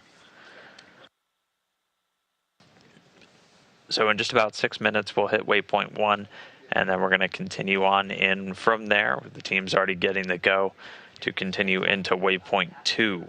And waypoint 2 will be just 20 meters away from the docking port on that space-facing side of Harmony. And then we'll pause at waypoint 2 before we begin that final approach. And so all of this, again, being done autonomously by the flight computers on board Dragon. We've got 3 redundant ones that are constantly calculating its position relative to the station. While we were still quite a bit further away, we were relying on GPS and star trackers to fine-tune Dragon's path towards the station. Ever since we got in closer, we've been using as the primary means the Dragon Eye system, which uses a combination of different navigational tools. One of the primary ones is a form of LiDAR laser range finding, where we're essentially bouncing lasers off of reflectors on the station, and then those sensors are able to tell how long it took for that laser to travel back, and that gives you a distance output immediately. And so it's using those to constantly ping with station. Dragon Eye also has an infrared camera set up that the crew can use should they need to take manual control. And we use infrared as it doesn't matter what the lighting conditions are, that camera is usable.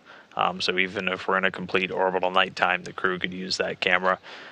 And there's a shot with the half moon also in the distance behind Dragon, as it is almost directly above space station at this point. We're just 4 minutes away from waypoint number 1.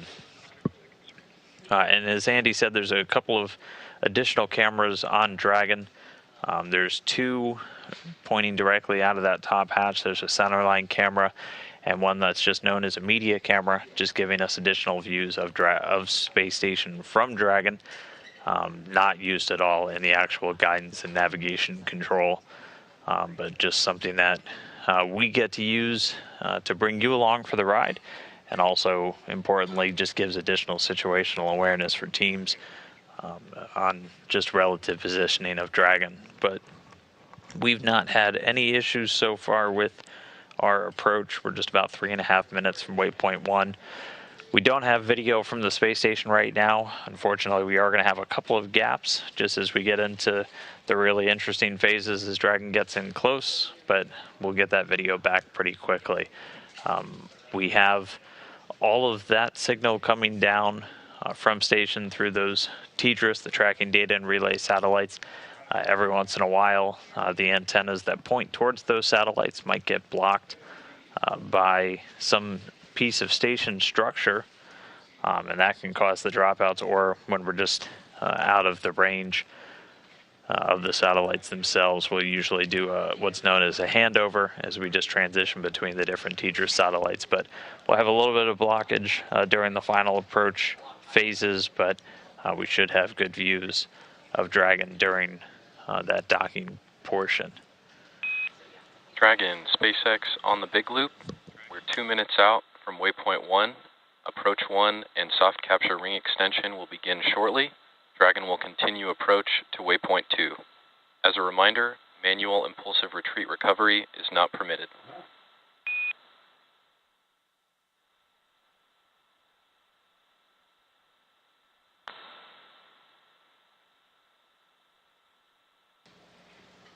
All right, just 2 minutes away from waypoint 1. All of this being done autonomously on Dragon.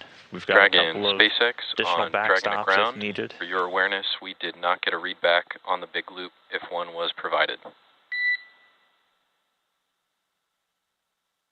SpaceX Endeavor on Dragon to ground. We'll investigate and be back to you.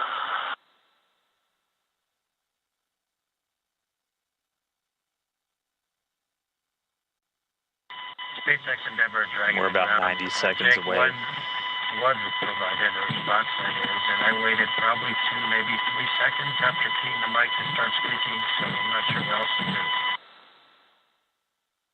Would you like to have Larry try a comp check on the big loop?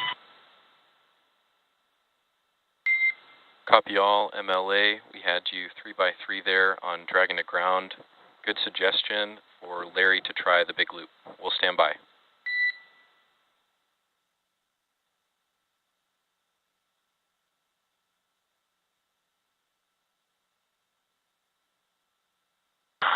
SpaceX Endeavor on the big loop. How do you copy? Dragon, SpaceX, we've got you 5x5 on the big loop with an echo. Make sure you're only, oh sorry, stand by, good to go.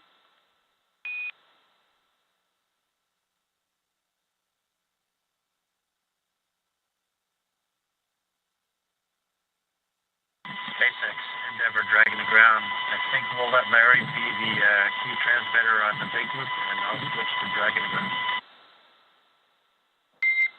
Okay, MLA, on Dragon to ground, copy all, and understood.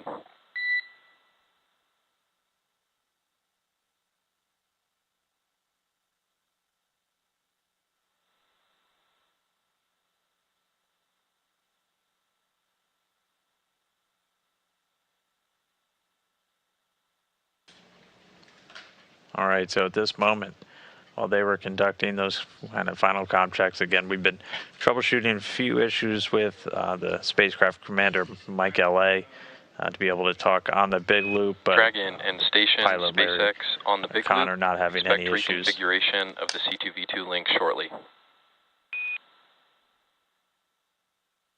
Copy all, Jake. C2V2 reconfiguration.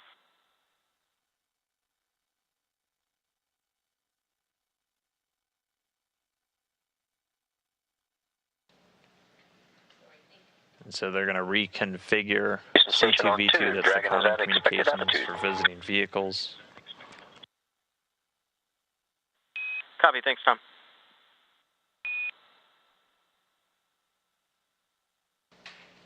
The station crew reporting Dragon in the attitude that they expect as they monitor Dragon during its final approach. Teams down here on the ground reporting that the docking ring is beginning to extend out, as that'll be used for the soft capture. And we're ready for docking.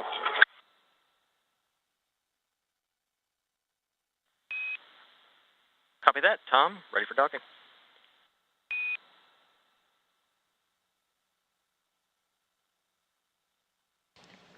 And that was Station Commander Tom Marshburn reporting the station crew is ready for the approach and docking. Just as they continue to step through their procedures, you heard 5 and 6. 5 actually has them get a cue to radio down to the ground that they're ready. We'll also hear a chop call out come. That's that crew hands-off point as we get into the final stages of approach. But for right now, we are just under 9.5 minutes away from waypoint 2 arrival. And so waypoint 2 is just 20 meters outside of the space station. We'll hang out there probably for about a minute or so while the teams do their final go, no go for docking. Flight Director TJ Creamer here in the space station flight control room leading the integrated teams. We've been in what's known as integrated operations for the last several hours. And that just speaks to the time when Dragon is close enough in towards the station, when the SpaceX and the space station flight control teams are kind of working hand in hand as they go through all of these different checkpoints, getting the go from the station side before Dragon proceeds.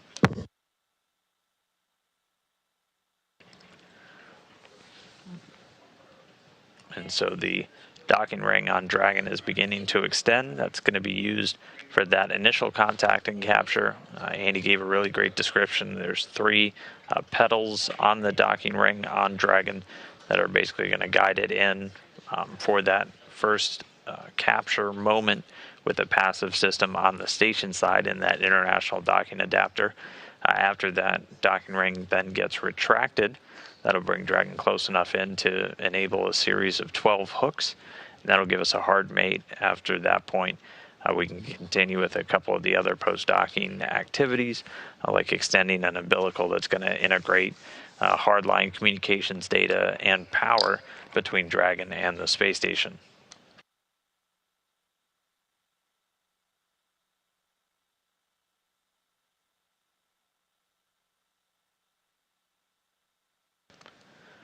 So in the meantime, we're just about 7.5 minutes away from arrival at waypoint 2. And per the timeline, just about 17 minutes and 45 seconds from our expected docking time, which was originally slated at about 6:45 a.m. Central Time, 11:45 GMT. So again, that time is just updating automatically on board Dragon as it calculates its amount of time that it's going to spend at each of these waypoints, the duration of the burns and the approaches. But at this point, we're under 7 minutes away from waypoint 2. Dragon just about 144 meters away from the station. And as expected, we've slowed down quite a bit. So as we initially fly in, we were flying at about 3 or 4 meters per second. And that was just the relative velocity between the Dragon spacecraft and station. At this point, we're closer to a crawl. We're moving at about 0.3 of a meter per second as Dragon flies in. So it's just doing very fine-tuning maneuvers at this point using those service section Dracos. So no thrusters are firing right now. It's still coasting off of its forward momentum. We might see those thruster plumes fire depending on lighting conditions as we get just up to waypoint 2, where we're going to hold with Dragon just 20 meters away from the space station docking port.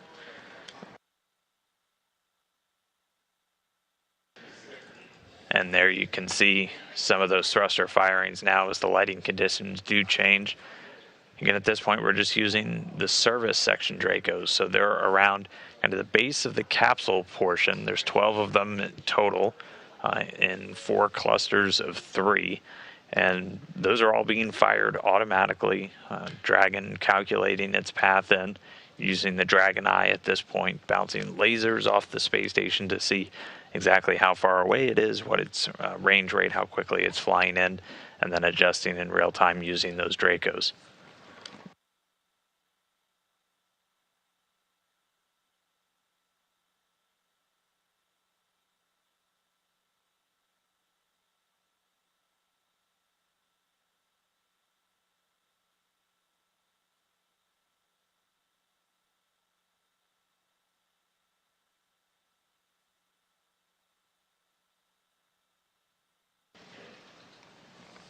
All right, so we are under 5 minutes away from arrival at waypoint 2, so that'll be our final waypoint, and then we'll be ready for the final go, no-go for docking, just about 15 minutes away from the expected docking time. So let's check in over at Hawthorne with Andy and Trisha, getting exciting, getting Dragon in real close. We're in the final stages. How ready are you to see this Dragon dock to station? Very ready. We continue to get awesome views of Dragon. We are about 1.5 minutes away from an orbital sunset. So, Dan, I think you had already predicted, but lighting conditions might change a little bit. But for now, things are continuing to go super smoothly. If you look closely at the center of Dragon, Dan had talked a lot about the forward bulkhead thrusters. There are some holes that you can see on the bottom of that circular forward bulkhead. There's 2 more that aren't really well lit, but those are where... Dragon and Station, SpaceX, C2V2 link reconfiguration, and soft capture ring extension complete.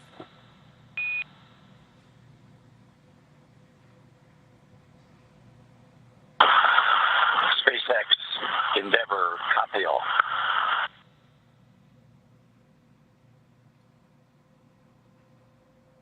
So those are where 4 of those 16 Dracos are housed, and we just heard that the soft capture extension has completed, which is a great milestone to hit as we are getting closer and closer to the International Space Station and docking just a few minutes from now. Yeah, if, we're excited about docking, I can only imagine what the crew really feels like. I'm sure, they've had a long journey to here, but once they get there and they ingress into the station, they'll be, hitting the ground running.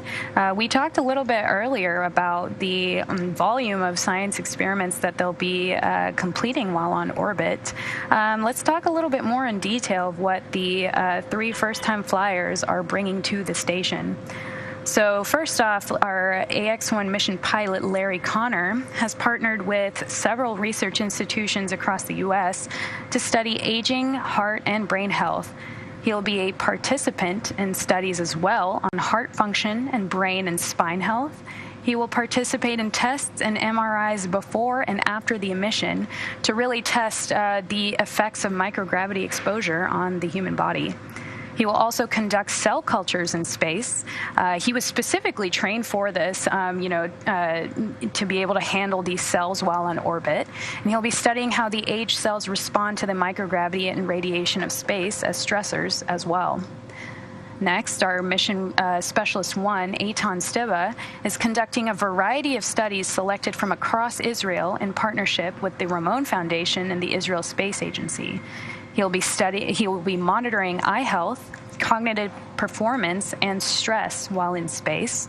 Other topics selected for the Rakia mission that he's flying under will include the microbiome, fluidics and optics, plastics recycling, cardiovascular health, radiation protection, and other tests of technology and equipment. He will also be observing the Earth's atmosphere for thunderstorms to better understand how lightning is coupled in the upper and lower atmospheres. And on top of all of that, he will also be conducting several education and artistic activities to inspire children back home on Earth. This includes reading a Hebrew poem from space for the first time. And Mark Pathy has partnered with multiple Canadian research universities, the Royal Canadian Geographical Society, and the Montreal Children's Hospital to conduct a variety of STEM studies. For the Montreal Children's Hospital, Pathy is examining musculoskeletal pain. The aim is to better understand the genetics and cellular pathways of pain and how the microgravity environment could contribute to pain sensation. Pathy will conduct in other biomedical experiments as well. SpaceX Endeavor on the big loop. All visors down. Dragon, SpaceX on the big loop. We copy all. Expect a hold at waypoint 2 for ISS troubleshooting. Dragon systems remain healthy. Teams working on it. Stand by for more.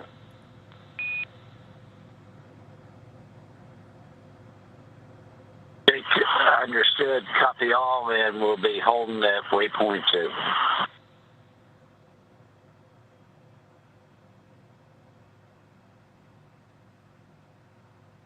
So a quick update from the core.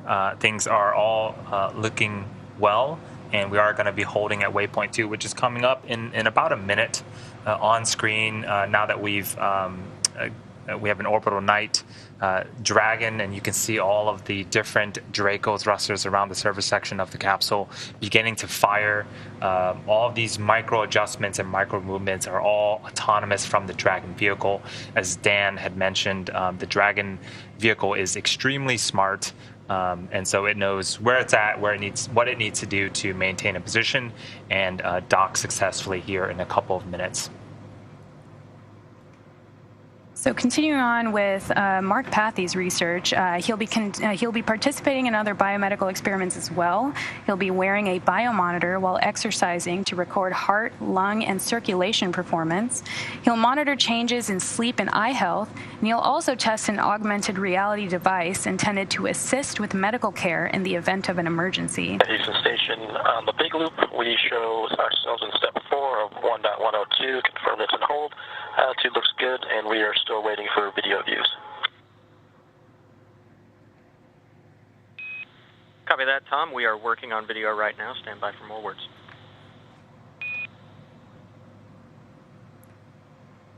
So as we're approaching waypoint 2, let's head back over to Dan over at JSC for some more updates.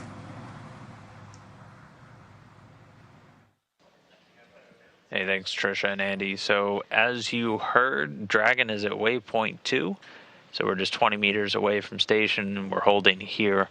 All systems continue to be go. The mission director at Hawthorne has given their go for docking. We're currently just troubleshooting some video accessibility for the crew on board station before the station team's ready to give their final go for docking. So we'll just hang out here at waypoint 2. Again, this is why we build in these different kind of checkpoints along the way, and we go through a series of go no goes just to confirm everything's working as we expect before we continue in. So Dragon's just going to hang out here for a little bit, 20 meters away. The team's here on the ground in Houston troubleshooting video for the crew on board. They did report down that they're still getting good data from Dragon. It's in the proper attitude, so everything looking good from the station perspective. And as soon as we get this video troubleshot and figured out, we'll be ready to continue on with docking. It'll be pretty quick from that final approach, just 20 meters away to the docking. Again, we're going to have an initial contact and capture using the soft docking mechanism on board Dragon. It's been fully extended at this point, and it's going to link up with that international docking adapter that just has a passive mechanism on it.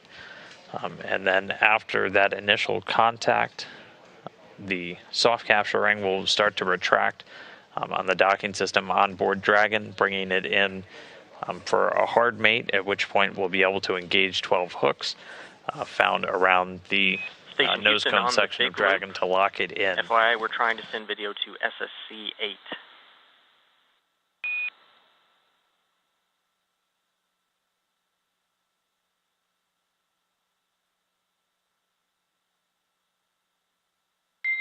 Dragon, SpaceX on Dragon to ground. The issue we're troubleshooting has to do with crew video from the centerline camera. Can you confirm that the Dragon crew is able to view the station through your centerline copy on the big loop on SSC 8. We see the same indications. We've got a counting up BT time, but no video indication.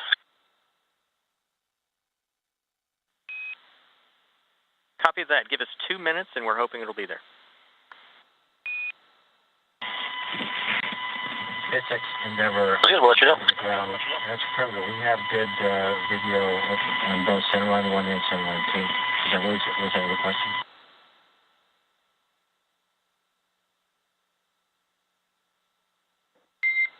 Dragon, SpaceX copied the first half, did hear the words good video. If you could elaborate what the second half of the call was.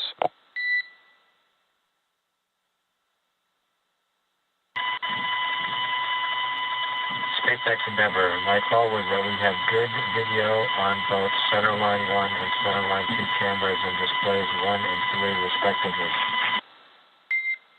Copy all, Dragon. Thank you.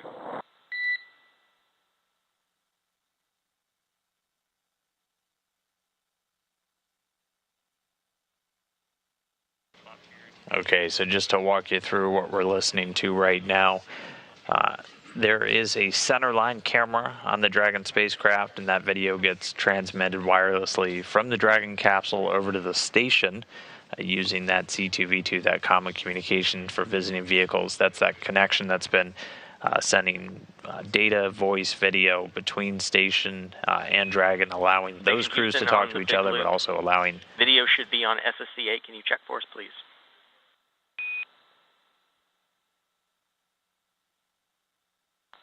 Yep, still no joy. We've got the lab camera pointed at that screen as well, so you can see what we're seeing. Copy, we see it. Still assessing.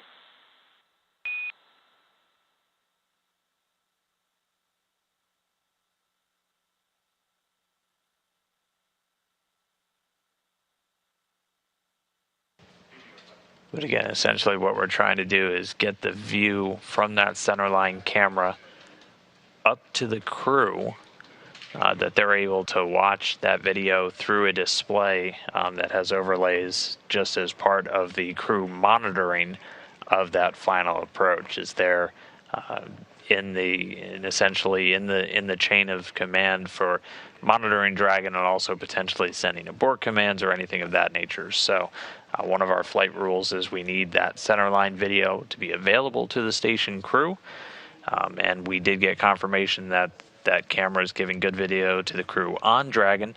So the team's right now just troubleshooting a couple of steps to get that video to the SSC, the Space Station Support Computer that the crew's using for monitoring. So they're trying a couple of different computers.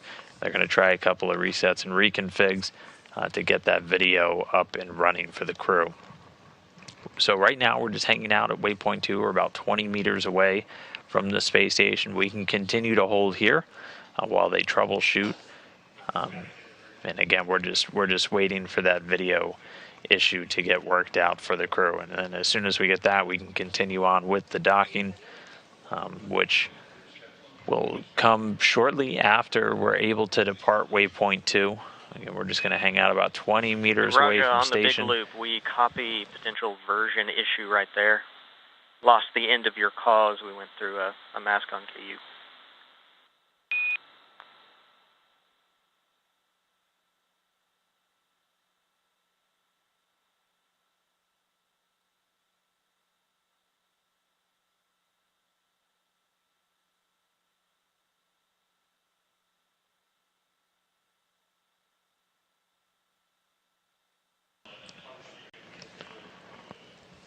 And then getting some views inside the Dragon capsule, and one of the ones that we just had was that center line. So that's the video that we're working on getting up to the station crew, which they then will have on one of their station support computers, and it has an overlay over it that just shows a couple of different telemetry feeds as well, and that's just part of their setup. So yeah, on the Dragon docking monitor, the version that's open on the SSC-8 says Dragon docking monitor version 1.3.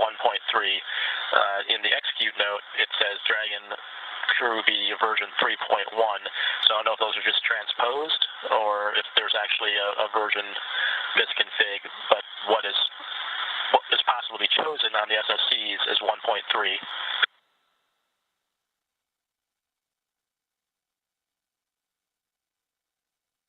Copy, stand by.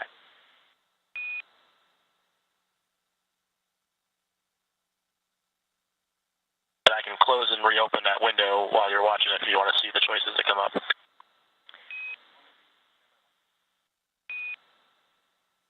And standby 1, we are assessing. Give us one more minute.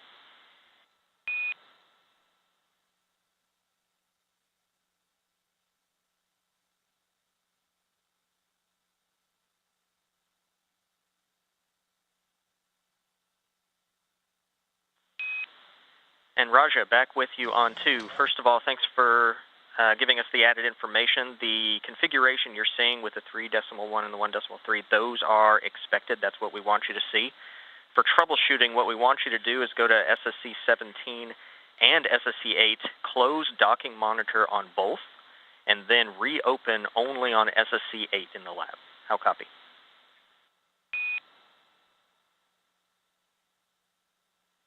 We will close docking monitor on 17 in the cupola and close it on 8 in the lab, and then reopen it only on 8. Good copy, thanks.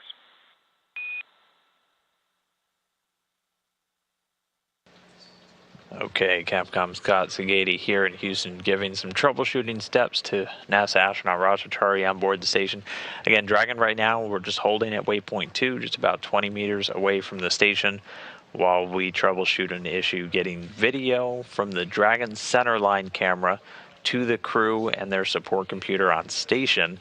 That's a requirement for their monitoring during this final approach. So Roger was just given the instructions to go to 2 of the different SSCs, the station support computers, one located in the station's cupola and then one located in the Destiny laboratory. And he's going to essentially turn the monitoring application off on the computer on both of those, and then return to the one in the Destiny lab to restart it, and hopefully that will fix our video issue. So everybody just on board. It is reopened on 8. We're seeing similar indications with a counting up MET and a no video at the top. Copy that. Stand by.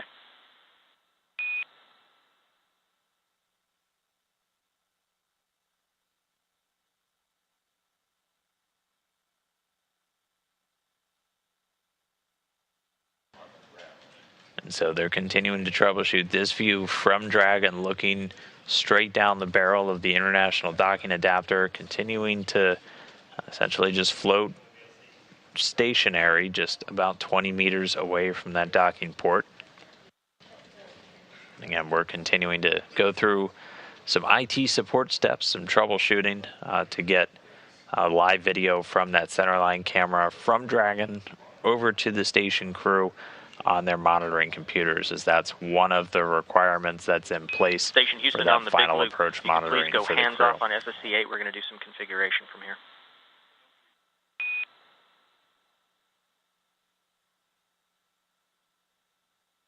We are hands off SSC-8. Thank you.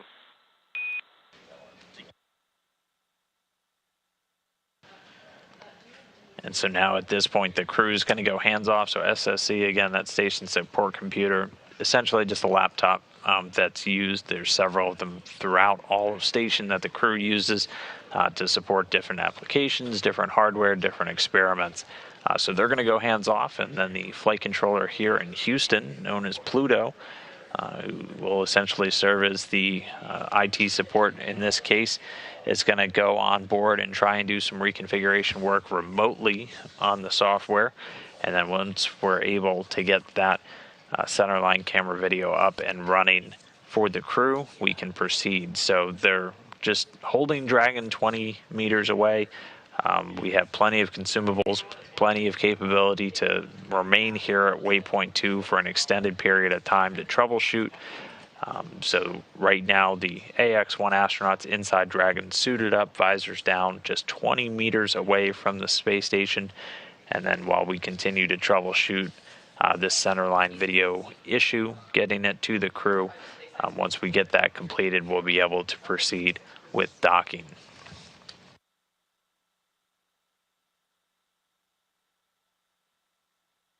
And so this was the first hiccup in a pretty smooth flight so far for Dragon on its way to the station.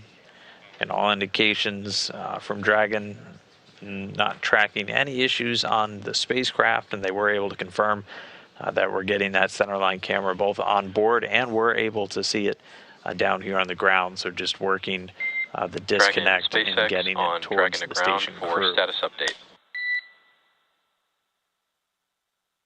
Go ahead, Jay. Hey, Mike.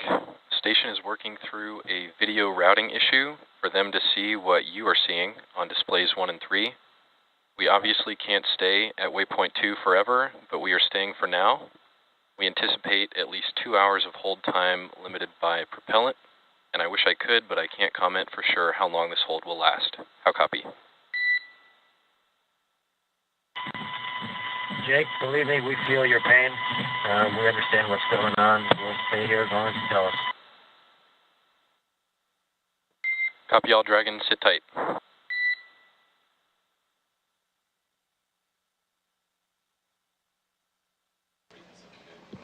And we got an update from the core that we have at least 2 hours to troubleshoot. Hopefully not that long, but at least 2 hours of prop margin to continue to hold at waypoint 2 while they work this video routing issue.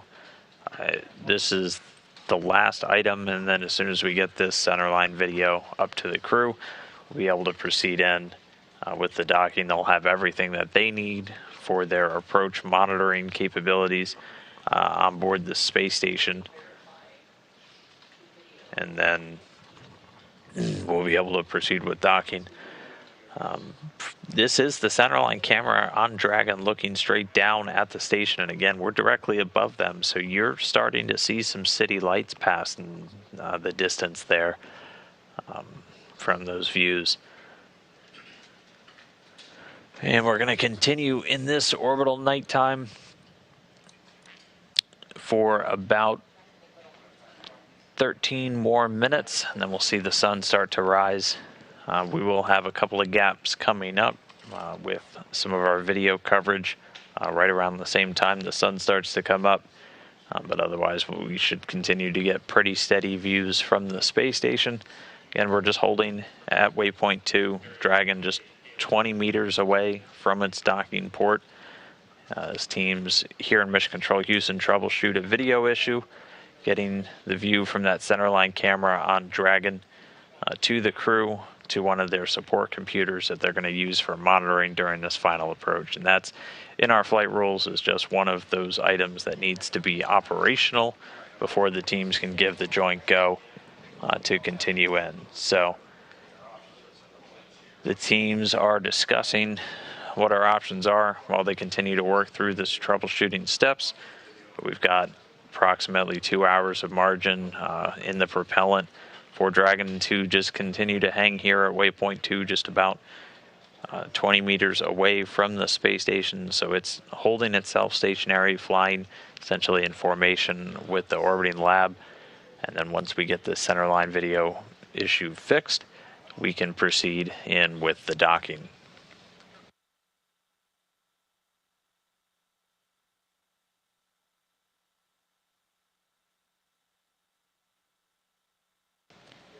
And at this point, the team here in Mission Control Houston has jumped in and has been running some remote steps from down here onto that support computer. The crew has gathered inside the Destiny laboratory on board station at one of our 2 monitoring stations, essentially. We have one down in the cupola, in the window that looks directly down towards the Earth, where Rajachari was initially for the monitoring.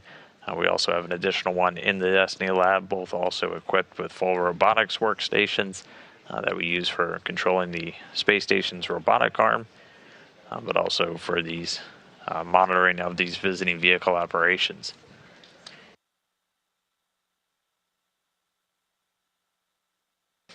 So the team's just continuing to figure out what the issue could be. Again, we've confirmed we've got good centerline video camera on board Dragon, and teams able to see it down here on the ground, and just trying to work what that disconnect is with the crew on station getting that video.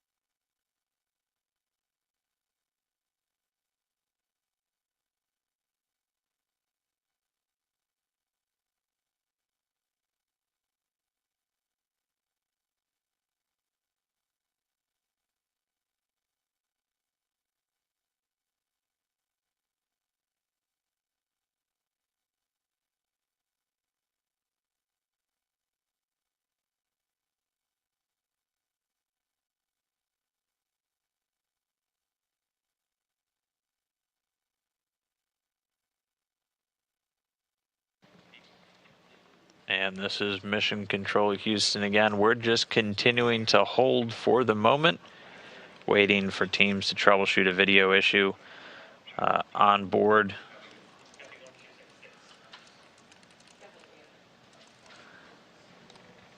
Again, one of the final systems we have to have in place. Go ahead on the big loop. Yeah, Roger, I wanted to give you an idea of what we're doing right here. So we have a primary plan where Pluto is currently working right now to try to get an alternate means to get you video using VLC. We are working on that right now. If that does not solve this issue here, our backup plan is that SpaceX has a ground pass coming by at 12:23 where they will be picking up video. So the alternate plan will be once we hit there, we're going to try to pipe in the video directly to you through that SpaceX ground site.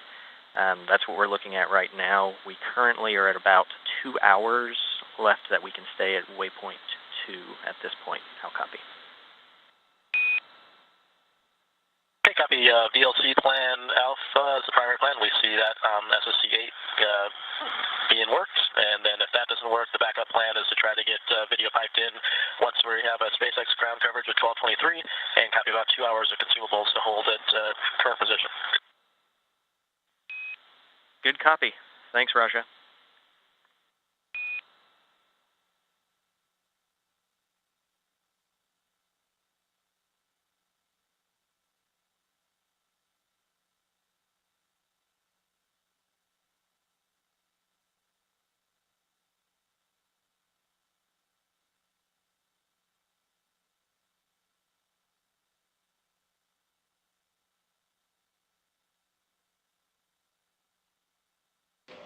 And we just heard a recap of our current situation from Capcom here in Houston, Scott Zagidi. So again, raised our visors, so check us on the way in if when we get cleared in.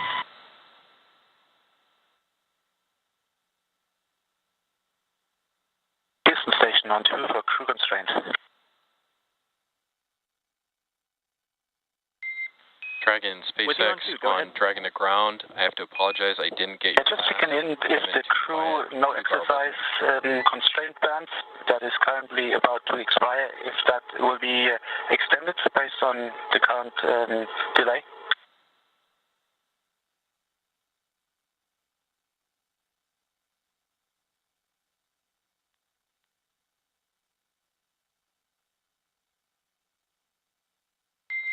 Dragon, SpaceX on Dragon to ground. Can you repeat your last? I'm going to mute my other channels and listen only to you.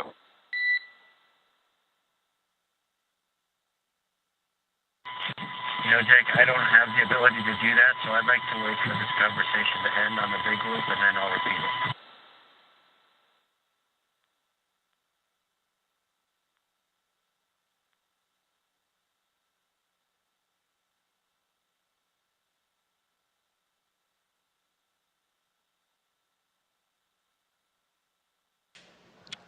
so a quick recap of our current situation. Crew Dragon Endeavour still holding at waypoint 2, just about 20 minutes away from its intended docking port on the International Space Station. We've got about 2 hours, a little less now, of consumables, essentially propellant, where we can continue to hold here at waypoint 2 while we troubleshoot an issue getting video over to the crew monitoring on board the space station. So that's one of the checks we have to have in place for their ability to monitor final approach. So the Pluto flight controller here in Houston is going through a number of steps right now, trying to get them video through an alternate path through a video program on board. Dragon, SpaceX on Dragon to ground, ready to copy.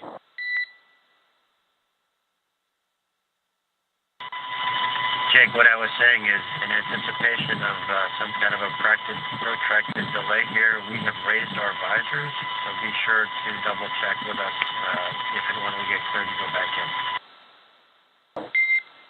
Dragon, copy all. Visors raised and absolutely understand. We'll be in touch with any sort of forward plan.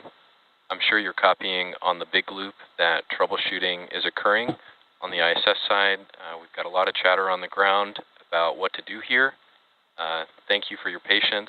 Understand visors are up, and I'll be in touch with more shortly.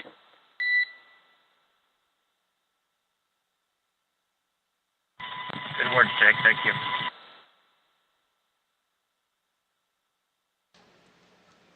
And the AX-1 crew taking their visors up, their suits not pressurized, as they continue to hold just 20 meters away from station. So again, we'll continue to hold here at waypoint 2. The team's here on the ground troubleshooting issues, trying to find now an alternate path to get that centerline camera video to Rajachari and the crew on station who have to monitor during that final approach. If their current troubleshooting doesn't work, we've got a ground pass coming up in about 25 minutes from now, where Dragon will be passing over a SpaceX-supported ground site, which also has the capability to get that centerline video down, and then we'll have another option to try and route that over to the space station crew. So, troubleshooting continued. We're going to wait until we get this centerline camera video up and running before we continue with the docking. But for now, we're just stepping through the troubleshooting. So, with that, why don't we jump over and check in with Andy and Tricia, as again, we're just standing by here for this issue to get resolved. So, Andy? Yeah, thanks, Dan. Trish and I are also, standing by, and hopefully we hear good news from all of the folks here back on Earth trying to troubleshoot the video issue. As you had mentioned, it's been otherwise a very, very smooth ride uphill, and this is really the first hiccup that we've seen. So again, we have a couple of options that we are looking into, but for now, Dragon is just parked about 20 meters away at waypoint 2, waiting for a path forward.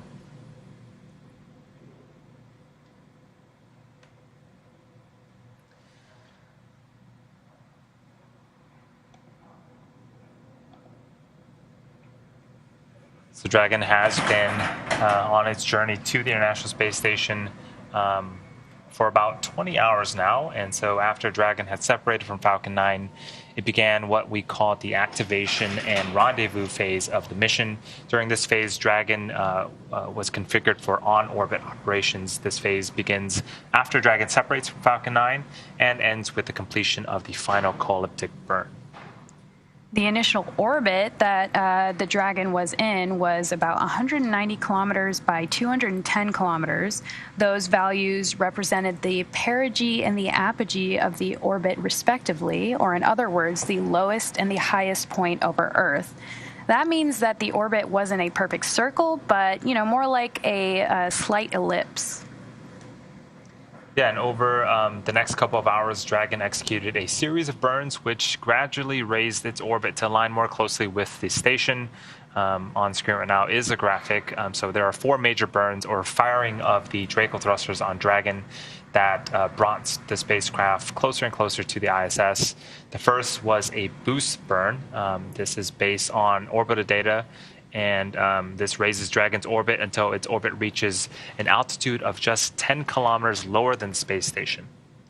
It was followed soon after by a close co-elliptic burn that placed Dragon on an orbit roughly co-elliptic with the space station, which means that the crew was about 10 kilometers lower than the station during the entire orbit around the Earth. The third maneuver is the transfer burn, where we're raising Dragon's apogee, or the highest point of its orbit, to just 2.5 kilometers below the station. And then we rounded everything out with a final co-elliptic burn to once again maintain a constant orbit beneath the station, this time just 2.5 kilometers below it. That's where we picked up to get into the approach initiation phase and the final stages of Dragon's rendezvous with the space station. This was also when integrated operations between the Dragon control team located here in Hawthorne and the space station flight controllers in Mission Control Houston started. The teams transitioned to integrated operations about 45 minutes right before approach initiation. Yeah, that's really where we began our broadcast just over 2 hours ago. During the approach, SpaceX flight controllers worked in tandem with NASA teams in Houston to activate and test out a number of systems on Dragon, including the bidirectional communications that Dan mentioned earlier with the station using the C2V2 system, which stands for Common Communications for Visiting Vehicles. This also sets up data stream from Dragon to the station, giving another path for Dragon telemetry to come to ground and giving an additional command capability to astronauts aboard the station. We'll also maneuver Dragon to the proper attitude or orientation and initialize the navigation sensors used for the methodical approach to the station. And a little bit of time ago, the Draco thrusters on Dragon fired for the approach initiation burn when the Dragon was about 2.5 kilometers below the station and just about 7 kilometers behind it. That swung Dragon up until it was about 400 meters directly below the station. And that maneuver also moved Dragon inside one of the 2 safety zones that Dan mentioned earlier around the station that required a set of go or no-go poles with the different control teams.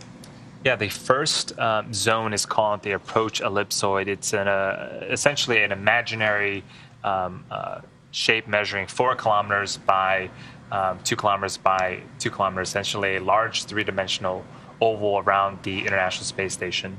Before Dragon is given permission to move inside this ellipsoid, referred to the teams as the AE, it's configured to be what is known as a 24-hour safe trajectory.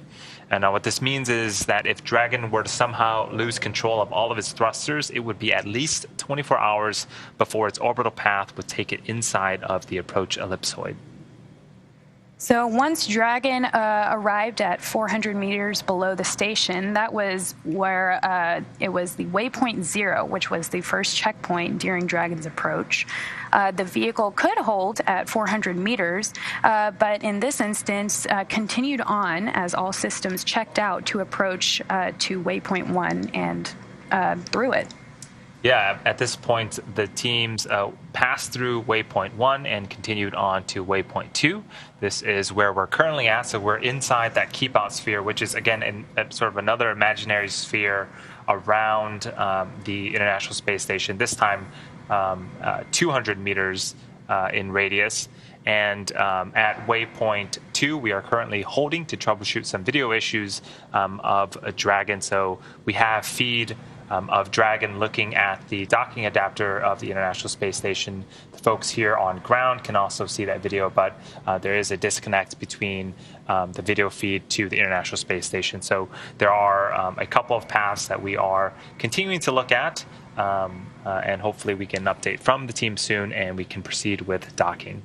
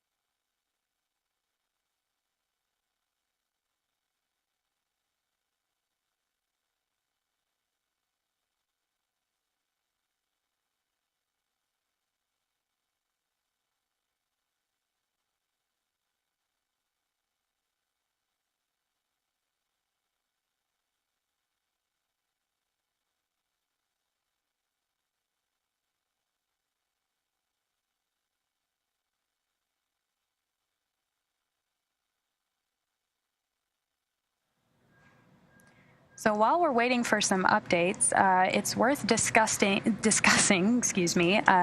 the mission patch of the AX-1 mission. So at the heart of the patch is the venerable ISS itself, which is the core of this pioneering private research mission, reflects AX-1's role as a precursor for future activity in low Earth orbit and a key step towards the ISS's commercial successor, Axiom Station. The flags of the 4 countries adorn the ISS in the middle there in the form of its solar arrays. It represents the multinational crew and reinforces the importance of international collaboration and exploration. And in the background, a cascading plane of blue represents Earth's atmosphere and the journey humanity has traveled to arrive in this new era, among the first steps in expanding the human presence in low Earth orbit. The 4 bright stars you see kind of at the top there, one for each crew member, and an atom at the center of that constellation represents the expedition's scientific and aspirational goals. At the very top, the last name of each crew member, Commander Michael Lopez Alegria of the USA and Spain, pilot Larry Connor of the USA, Mission Specialist Mark Pathy of Canada, and Mission Specialist Eitan Stiba of Israel adorn the top of the design. The bottom highlights the Earth overflown, while the mission's historic significance is spelled out in the first private crew to the ISS. The golden border around the edge of the patch is inspired by the logo of Rakia, the mission's name in Stiba's home country, which marks the significance of this mission to the people of Israel, as it's really their return to flight in honor of their first Israeli astronaut, Ilan Ramon. So, Andy, it's certainly a patch filled with a lot of significance and a lot of meaning to the crew. Yeah, this is definitely one of my favorite patches. I especially love the atom symbol in the middle, representing all this cool science that the team is going to do. Earlier in the launch webcast, we saw inside the capsule there are the patches of Demo 2 and Crew 2, which this capsule has flown before, and so I'm hoping that this patch will also join the other 2 patches inside the capsule of the Dragon. Absolutely. And if you're hearing some noise in the background of our broadcast, it's worth mentioning that we are in a rocket factory here at SpaceX Hawthorne, so there's still a lot of activity going on, even early in the morning on Saturday. Yeah, things really don't stop around here at SpaceX, so it is just after 5 a.m. on a Saturday, but production is starting to pick up again. And that's really just par for the course here for us at SpaceX. Absolutely. I mean, it's certainly going to be a busy time for SpaceX with, the launches that are upcoming in the next couple weeks. So talking a little bit more on the members of the AX-1 crew. So our mission commander is Michael Lopez Alegria, who is a decorated former NASA astronaut. He was born in Madrid, Spain, and has also called Mission Viejo, California, as well as Boston, Massachusetts, home. He is a U.S. Navy captain and has flown 3 times aboard the Space Shuttle and once aboard Soyuz, so he's certainly no stranger to low Earth orbit life. And he has conducted 10 spacewalks in his career, which means, extravehicular activity outside of the ISS, and that's accumulated into 67 hours and 40 minutes in the vacuum of space, both of which are NASA records. And in 2021, he was inducted into the Astronaut Hall of Fame. And sitting next to MLA is the pilot for AX-1, Larry Connor from Dayton, Ohio. Larry is an entrepreneur and a nonprofit activist investor. He has won aerobatic flying competitions and summited both Mount Kilimanjaro and Mount Rainier. Through AX-1, he will become the first private pilot to reach the International Space Station. He will also become the first human to reach both the deepest ocean depths and enter the bounds of outer space within 1 year.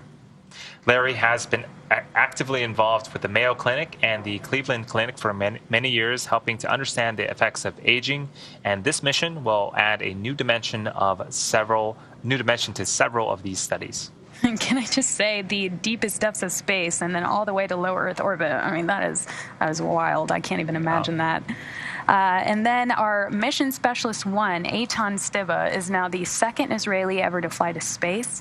Eitan served for more than 4 decades as a fighter pilot in the Israeli Air Force, where he received the Distinguished Aviator Medal. And today, he is an impact investor and philanthropist. I mentioned earlier what a special mission this is for Eitan and the country of Israel.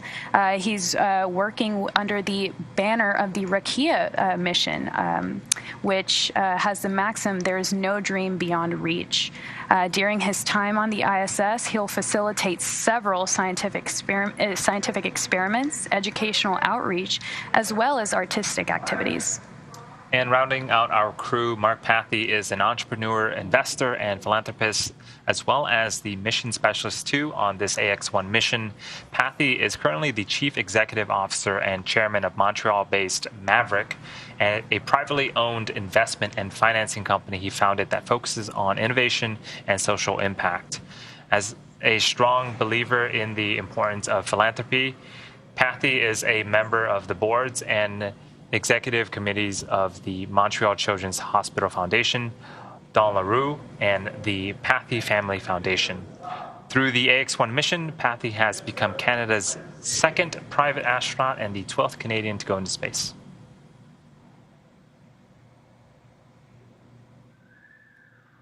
So yeah, that was our 4 crew members, and again, they are inside of our Dragon capsule Endeavour, just parked about 20 meters away from the International Space Station, again, waiting on some video troubleshooting that the teams here on the ground are currently working through.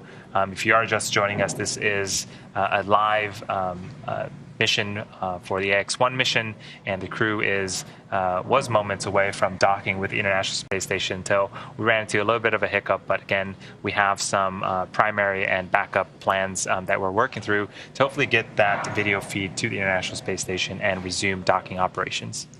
And we've, throughout this whole process, we've really heard mission control here at SpaceX, as well as mission control over in Houston, really in lockstep with each other in integrated operations. It really highlights how much of a collaborative effort things like this are. There's a saying in the industry that space is hard, and rightfully so. It's very complex to put a human into space safely. The safety of the crew, both in the Dragon capsule and also on the ISS, is paramount, and it's always the #1 focus. So everyone, you really want to make sure that each step that you take, you're confirmed that everything is good to go. Yeah, and that's why, as part of the procedures, we have these holds built into the operations and to verify all of the checks. In this particular moment, confirming that video feed on the International Space Station side is part of the flight operation. So again, the team is going through and doing their due diligence to make sure that everything is set up and safe for the Dragon capsule to go ahead and dock with the International Space Station. Absolutely. And in preparation for, troubleshooting moments like this, or, just generally life aboard the ISS, or, going through launches like this, the crew members also have to go through several hours of training. I mean, they went through 700 to 1,000 hours of training starting in August of 2021. So, it was a lot of investment of time and resources that they've put into preparing for this mission. I mean, they really went above and beyond. Yeah, the International Space Station and the Dragon capsule have just passed over Peru. Again, continuing to circle the Earth. We are in an orbital daytime, but again, we are still holding at waypoint 0 or waypoint 2, about 20 meters away from the docking adapter.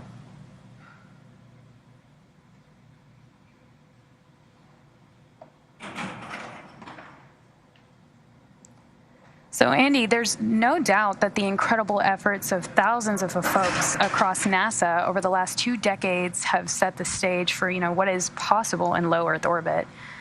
The AX-1 mission is a critical step towards opening these possibilities to a host of new participants, governments, diverse researchers, manufacturers, and more people.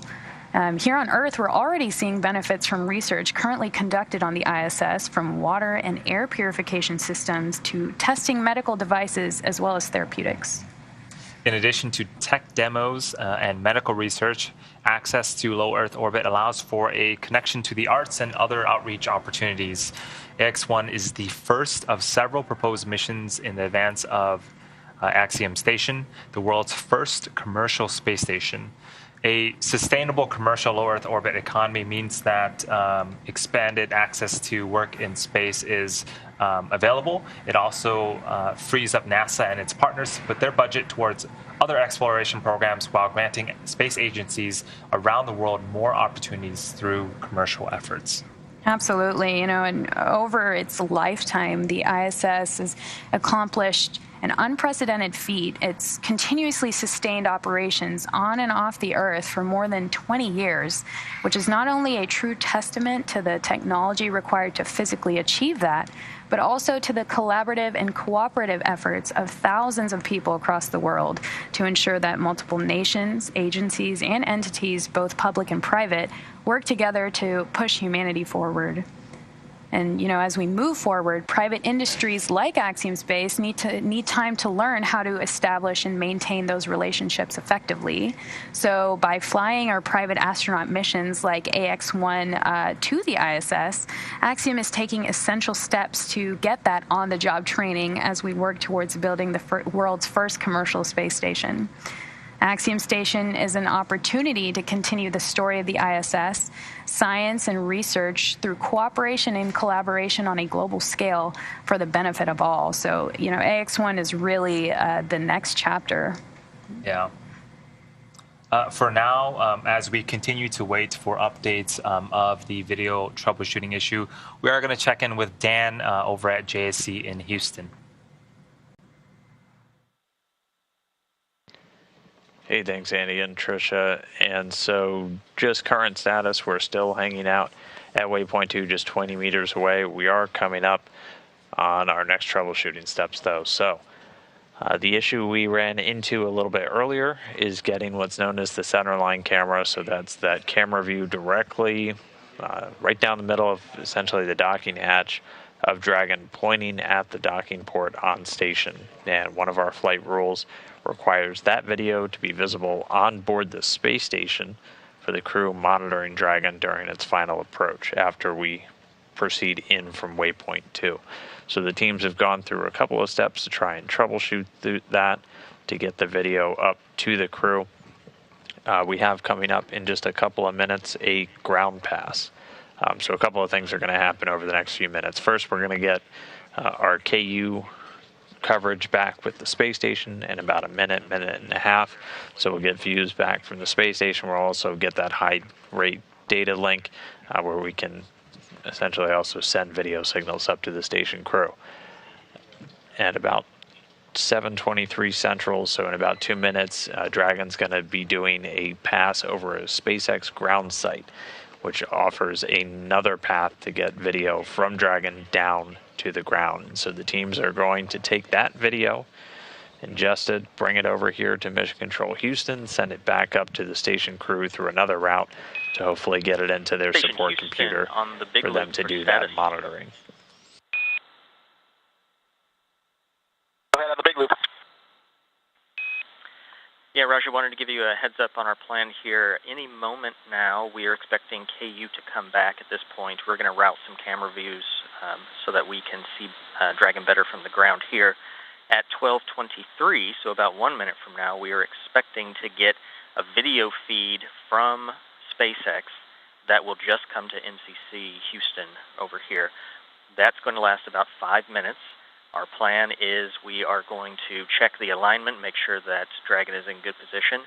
As long as those checks work, we are going to press ahead with the docking attempt. How copy so far? Okay, copy. About 12:23, you guys will get video to MCC for about 5 minutes. You guys are going to check the alignment on the ground, and if you're happy, you'll plan to press ahead.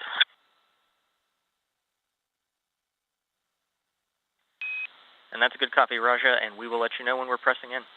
Stand by.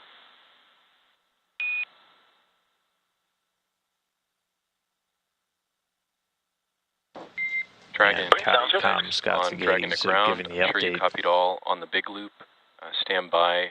We're zipping up a plan here, and I'll let you know before we command resume.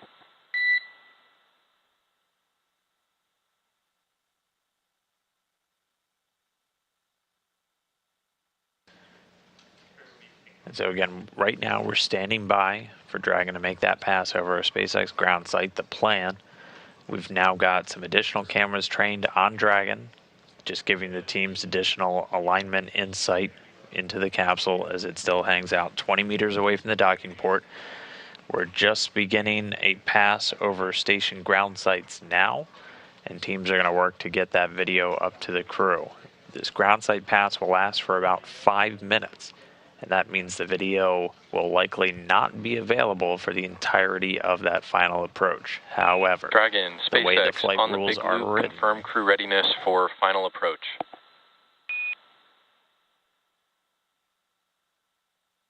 SpaceX Endeavor, copy all. We're ready. Visors down.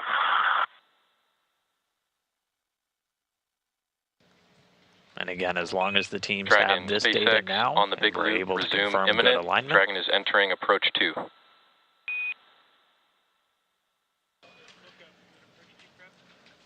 And Dragon's flight computer getting into approach 2 prep. So we've gotten that video. We've been able to confirm alignment here on the ground. The NASA flight director and the SpaceX mission director have conferred and confirmed Dragon is in good alignment. We have additional tools available, giving us degrees off axis, just real-time telemetry of Dragon during its approach. 2 and 1, and we'll be hands off at 2 meters. Good copy, Dragon.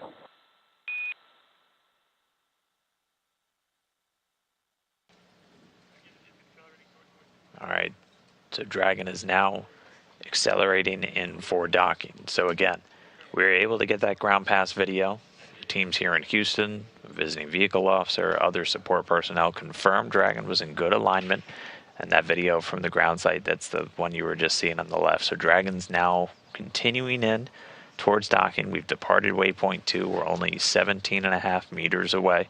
We confirmed good alignment, and we've got additional views now trained on Dragon, giving additional situational awareness, and we're continuing to get those updates from the navigational equipment on board Dragon. The LiDAR's giving real-time range rate. We're getting real-time degrees, and that's also being fed to the crew in real time. They don't have that video, but they do have all that additional data that's able to give them enough data to make decisions for a board if they need to. So we have proceeded. We are go for docking. Dragon's flying in. It's moving at less than 1/10 of a meter per second. We're just about 15 meters away now from the docking port on the space-facing side of Node 2. Should be just under 3 minutes away from docking.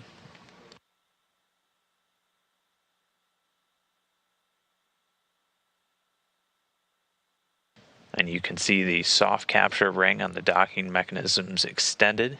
It's got 3 of those slightly triangular looking shapes, and those are the pedals that are going to be used to guide it in to the passive docking mechanism on the station side. After that makes the initial attachment, that docking ring is going to retract, bring it in, and then it's going to be able to make a hard mate, engaging 12 hooks to give the hard mate, the hard dock, to the space station. SpaceX copies, 10 meters. So 10 meters again. Once we get to about 6 meters, you're going to hear the crew call out chop. That's the crew hands-off point. That's just giving direction to the crew on board Dragon not to make any manual control decisions or movements, as everything gets handled by the flight computer from that point in. 8 meters away. Continuing to get confirmation that Dragon is in the correct attitude in the approach corridor, not tracking any issues, just past 7 meters from the docking port.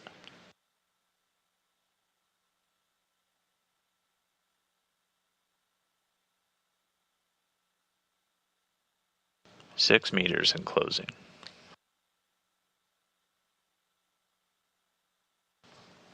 The International Docking Adapter number 3 in view on the lower right there. 5 meters.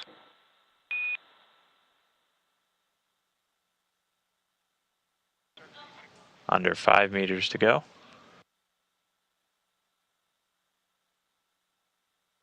Still seeing good alignment.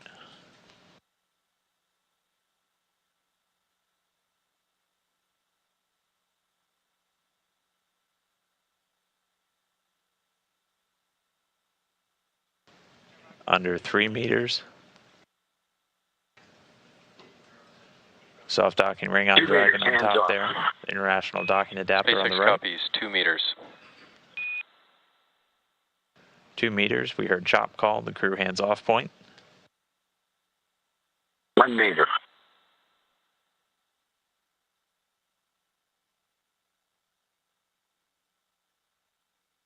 One meter to go.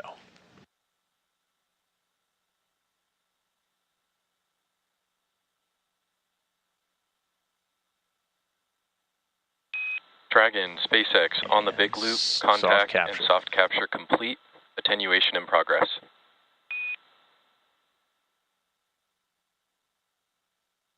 SpaceX Endeavor, copy all, good.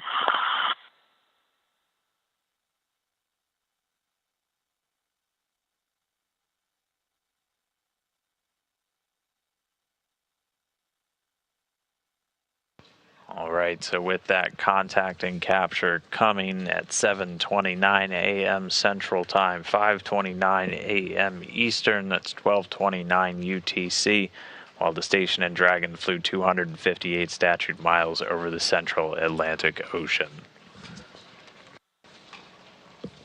So with that initial contact made, the soft capture ring is now going to begin to retract. After that is completed, on the big we'll be loop, able to soft start capture engaging ring hooks. retraction in progress.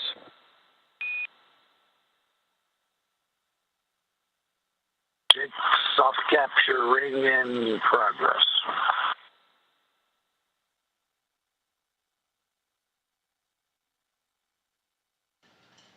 So we're now going to see Dragon inch a little bit closer to that docking adapter until it essentially performs a sealed connection. And then we'll be able to engage 12 hooks that form the hard capture function on board Dragon. 6 of those are actually engaged during the launch, and on the way into orbit, they hold the nose cone, which you can see opened off to the right there. They hold that in place, and then they're opened up once we're on orbit to deploy the nose cone. But 12 of those are now going to engage after the soft capture ring has retracted. Once those 12 are engaged, we'll have a hard mate. Then we can start to connect 2 umbilicals that are going to provide hardline data and power to Dragon through station systems. And then we'll be able to get the docking complete call.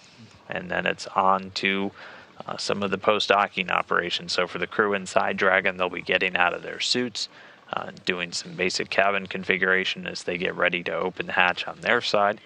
That'll be the last hatch to open. Meanwhile, on the station side, Tom Marshburn and the Expedition 67 crew will start outfitting what's called the A-Pass hatch. That's the hatch on the station side.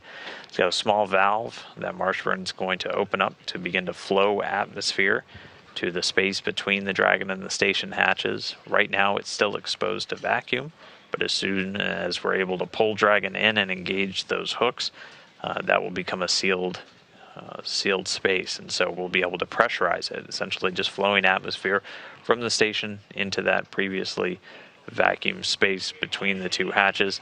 We'll stop a couple of times on the way up in the pressure just to do leak checks and let thermals equalize to make sure that we're actually measuring pressure and how much atmosphere is in there, and not just thermal fluctuations.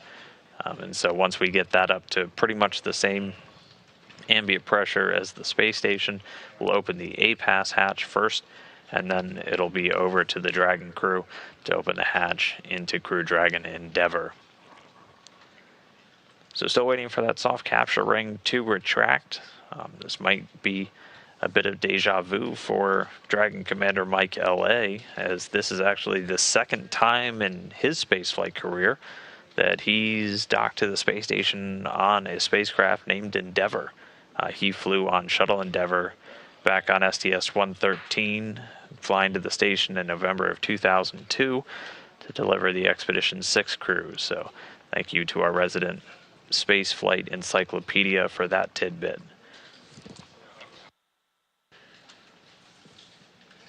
So for now, the soft capture ring's still retracting, and once that's completed, we'll be able to begin connecting those hooks. Those are going to hold it in place. We'll get those umbilicals, and then we'll be able to start stepping into hatch operations. Dragon, SpaceX on the big loop, ring retraction complete. Docking sequence is holding for MCS reconfiguration.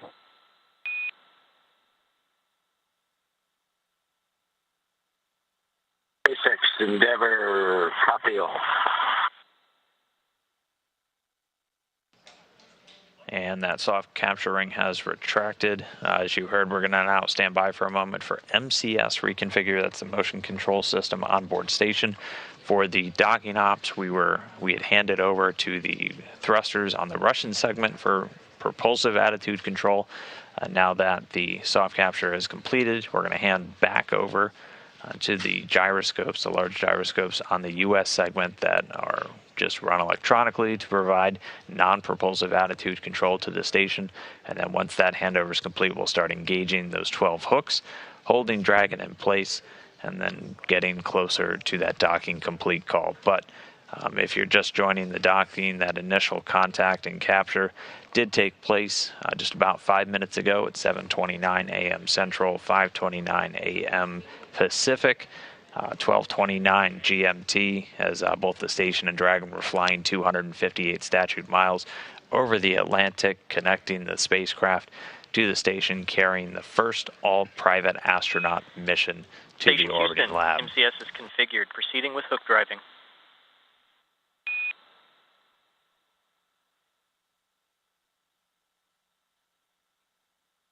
Station copies.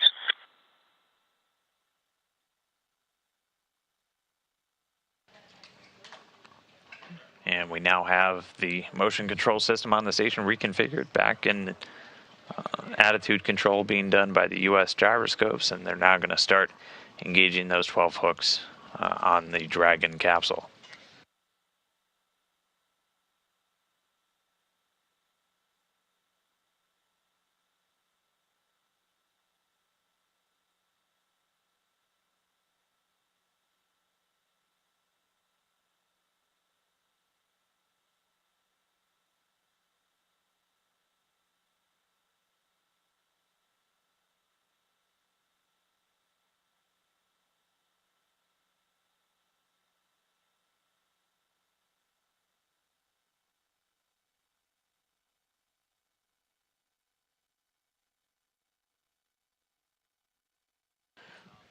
All right, we've got confirmation that the hooks have started to drive, and so there's 12 total. We're going to do them in 2 groups of 6.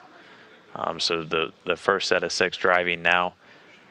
In this split screen view, you've got the newly arrived Dragon Endeavor on the left. On the right there is NASA astronaut and current Expedition 67 Commander Tom Marshburn. He's on the timeline to take the lead in the vestibule pressurization operation, so he's going to be moving into the pressurized mating adapter in the space-facing side of Node 2 and working on the station side hatch, opening up a valve to start to flow atmosphere from station into that soon-to-be sealed pressurized area between the 2 hatches. And again, we expect hatch opening to take place roughly 2 hours. Should be a little bit less than 2 hours following a docking. So with that docking happening right around 7:30 Central, it'll probably be sometime in the 9 o'clock hour before we get the hatches open.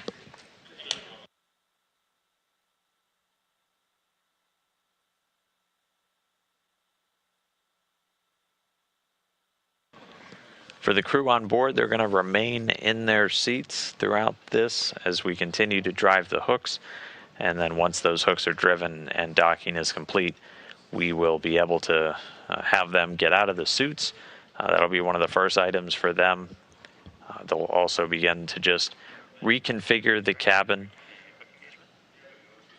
And we just got confirmation 6 of those hooks are engaged, so the first set is good. And then the second set is now driving.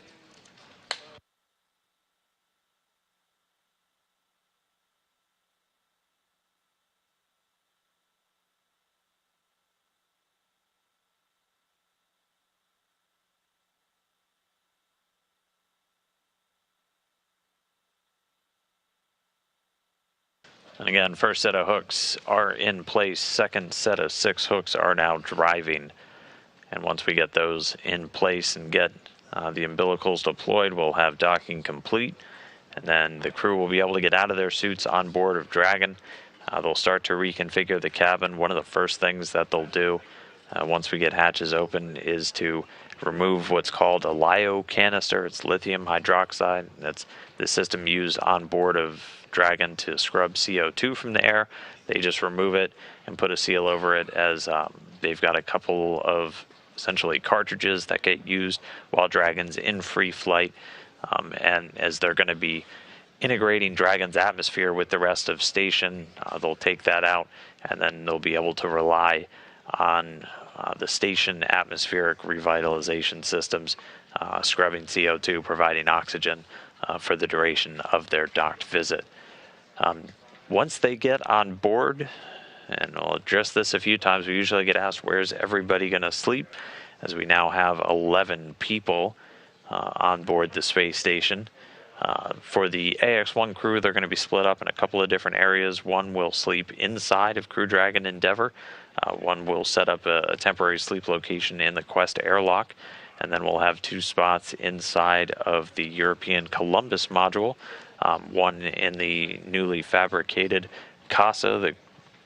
It's essentially a new crew quarters set up there, the roughly closet-sized private booths that we have on board the station, with 4 over in Node 2. SpaceX Endeavour hard capture complete.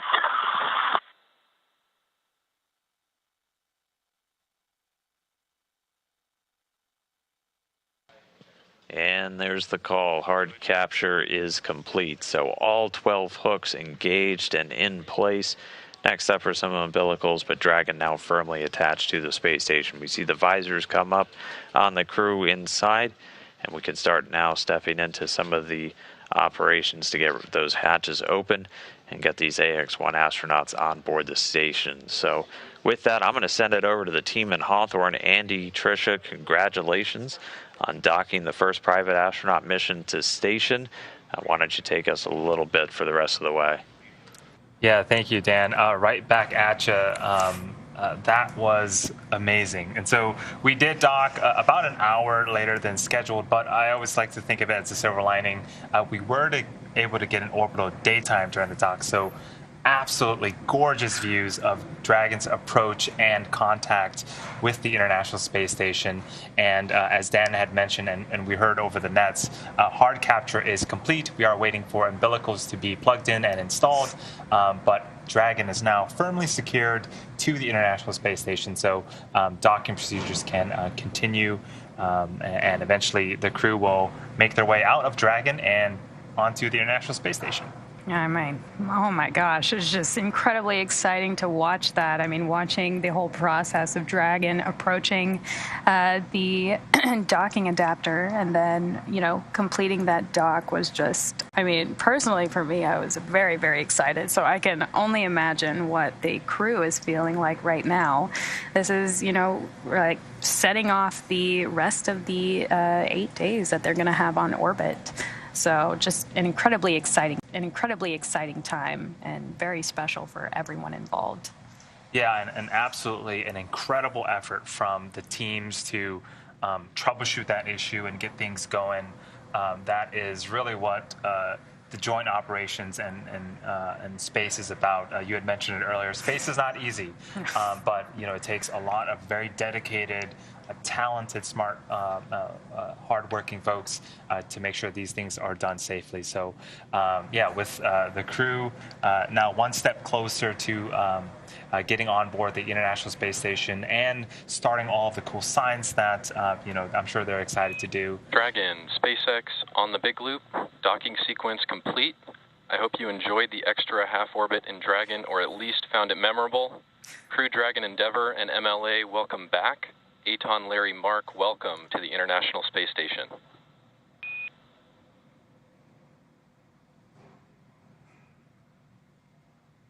SpaceX Endeavour, we copy all. We're happy to be here, even though we're a bit late, and looking forward to the next chapter. Thanks for all the great work. On behalf of SpaceX, it's been a pleasure working with you. At this time, ground will be enabling power and comm connections. You are go to doff suits per procedure 4.012. We'll bring the cameras external shortly.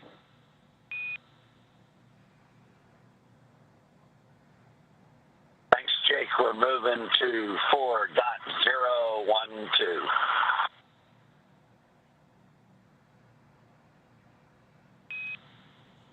An Endeavour from MCCH. Welcome to the International Space Station. We are looking forward to this historic mission.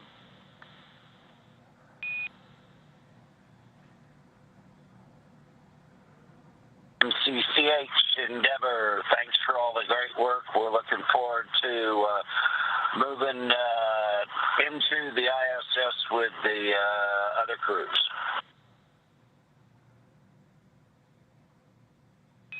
We're looking forward to it, Endeavour. Welcome aboard.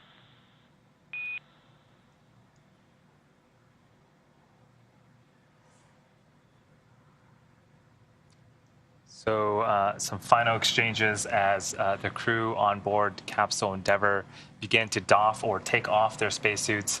In the past, they've actually just left. Dragon, SpaceX on Dragon to ground. No response required. Cameras are external.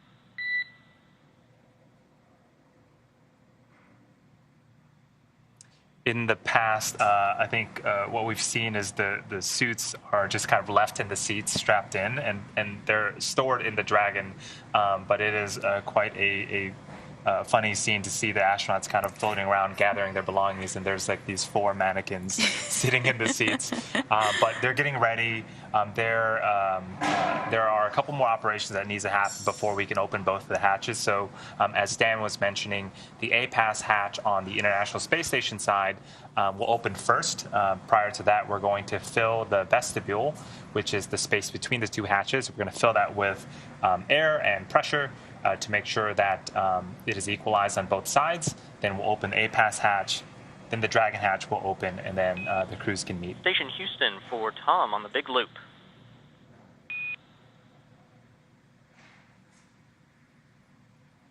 Go ahead, Houston, on the big loop. Yes, sir. Better late than never, but we can now give you a go to get into ingress part 1, and specifically you have a go through 1.1 and 2.2. Copy 1.1 and 2.1. I have a go for the part 1 of the hatch opening. Copy that. Also, you have a go in 2.2 when you get there.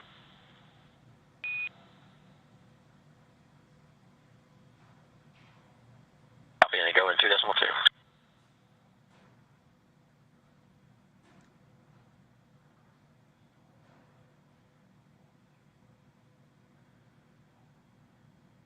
So again, beginning the initial steps for hatch open on both sides. With that, it's been, outside of the small hiccup with video, smooth ride up to the International Space Station. Absolutely. The crew has certainly been on a long journey, starting bright and early yesterday, April 8th, for, when they arrived to launch pad 39A, leading all the way up to launch at 8:17 a.m. Eastern and 11:17 a.m. Pacific on April 8th. And now, just having completed the docking sequence, and now they're beginning hatch operations. It's just very exciting to see the whole journey that they've been through. Yeah, the crew has been in space and in Dragon for almost a day, actually. We're coming up on 23 or 24 hours inside the capsule. On board, they were able to eat a couple of meals. They had a sleep and rest period. We did an onboard live event earlier this morning. So I'm sure the crew is super excited to take off those spacesuits and head their way into the International Space Station. And this here is a great view of Dragon. It is docked at the Zenith port. SpaceX Endeavour on Dragon ground. Cabin mic check. Dragon, SpaceX on the cabin mic. We have you 5x5. Glad to hear you loud and clear again. Lots of exciting things happening. With that, yeah, same here. Do you want me to do another big loop? At this point, I'm expecting it's a suit issue. That's not gospel, but I think we're good. Oh, I understand. Yeah, mic comm check on the big loop would be good. Cabin mic on the big loop.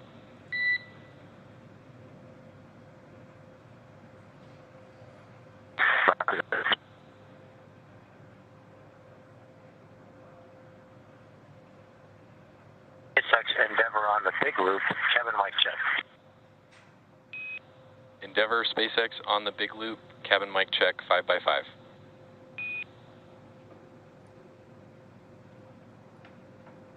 Copy all. Thanks, Jake.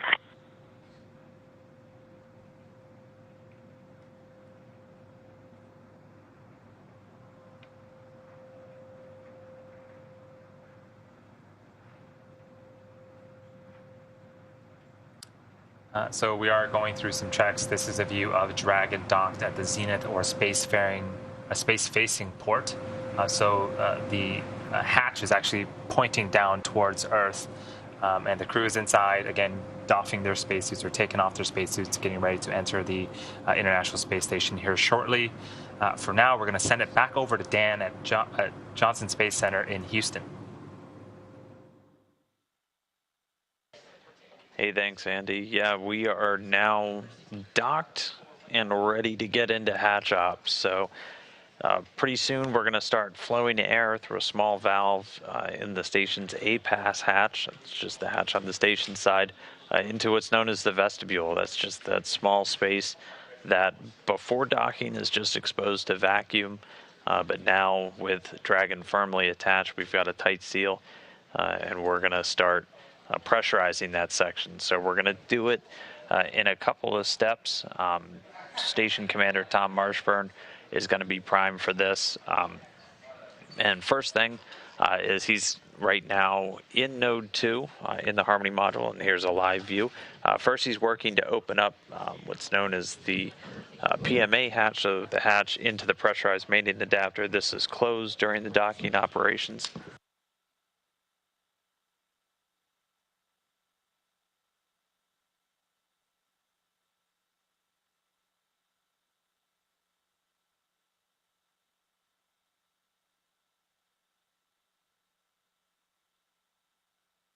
And with that, Tom Marshburn has that PMA hatch open. So you can see now inside the pressurized mating adapter, we do use it for storage, as space is limited on board the station, so number of items stored, but you can see the cover to the A-pass hatch now in view. So Marshburn is going to go there. He's going to open a small valve. It's going to start flowing atmosphere from the station into the vestibule, and we're going to slowly pressurize that. We're going to use sensors on the Dragon hatch to measure temperature and pressure inside of the vestibule as that happens. So station on the big loop, no two overhead hatches. And so right now he's going to... Copy. Hatch open. Thanks, Tom.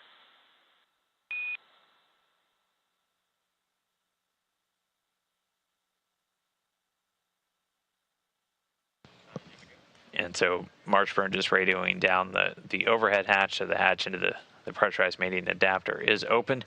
He's grabbed a tablet with his procedures on, and he's going to now start stepping through the vestibule pressurization. So he's going to open a small equalization valve, and that's going to start flowing air from station into that vestibule. We're going to give it some time for those hatch seals inside to relax, as we're going to be introducing a pretty substantial thermal change for them. So again, as we're measuring pressure inside, we want to ensure that that's not just the air heating up, but we're getting an accurate reading of how much atmosphere is now in that vestibule. And we're going to continue this pressurization until you essentially equalize the pressure between the vestibule and the station and Dragon. They're all going to be at a very similar pressure. We can wait for pressures to equalize, so we can just kind of pause and wait, but at this point the vestibule pressurization has started. It sounds like we're getting that valve open, and so we're going to start stepping through. So this all told will take about 10 minutes to start the pressurization. And then after that, we're going to do a leak check. That can go anywhere from 15 minutes. Quick view of Raja Chari, who's doing our primary Dragon monitoring there. But after we get the vestibule pressurized, we'll go into a leak check where they wait for thermal conditions to stabilize. They're able to do a leak check and then ensure that the vestibule is pressure tight.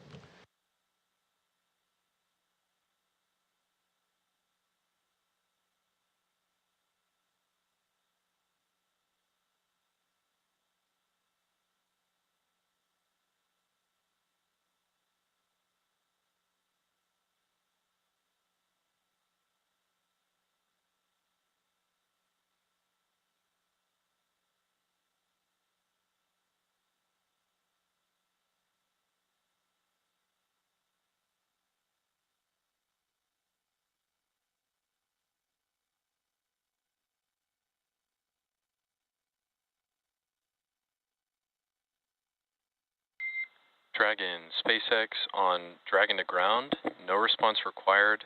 ISS crew are stepping into vestibule pressurization imminently.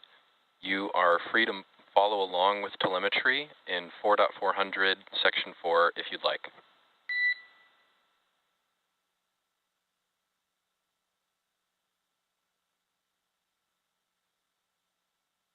Houston station on the big loop. APAS equalization valve is open for 75 seconds, now closed at GMT 12:55.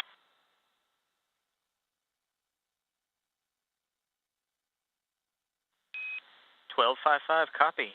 We will take care of the leak check from the ground, give you a heads up here in just a little bit.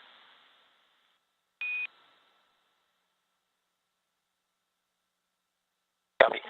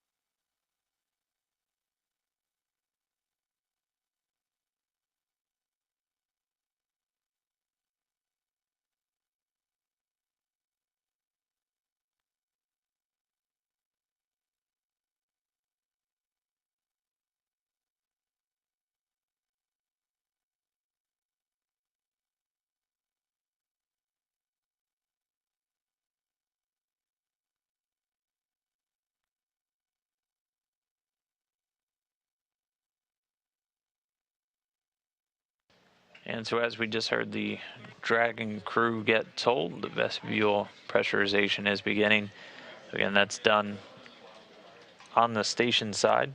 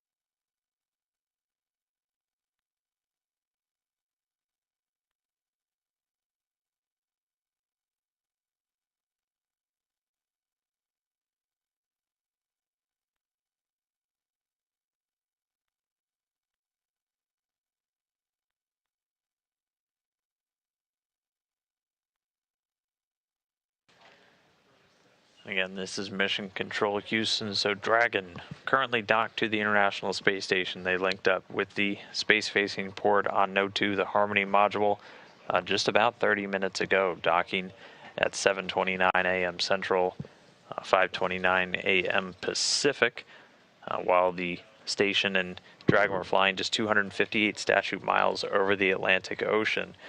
We did hang out at Waypoint 2, just about 20 minutes away, while we were troubleshooting.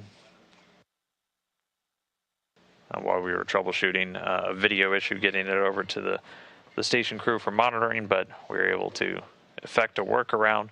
Teams on the ground confirming that Dragon was in the proper alignment, proper attitude, and then the capsule was able to get the go for final approach and then link up. So with the docking complete, Dragon firmly attached, we're into hatch ops. So Tom Marshburn has started the pressurization of the vestibule, that space between the two hatches, and we're going to continue that and then execute a leak check, which can take anywhere from 15 minutes up to an hour, just depending on what kind of readings we start getting back. We're going to be using sensors on the Dragon hatch for tracking pressure, temperature, everything inside that vestibule. Meanwhile, the crew on board Dragon is able to now get out of their suits that they were wearing for that dynamic phase of rendezvous and docking.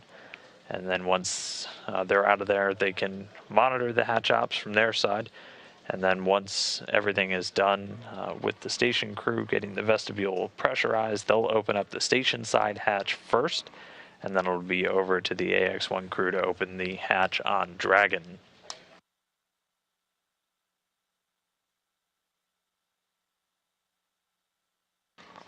And then after we get the hatches open, the Expedition 67 crew will be able to welcome them on board, and we will have a welcome ceremony sometime after hatch open.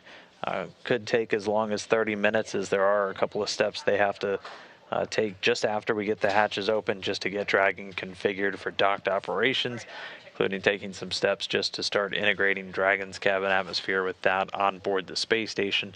And then we'll get the entire Expedition 67 crew, all 7 of them, along with the recently arrived AX-1 astronauts all together, and have a special ceremony to welcome the first private astronaut mission to the space station.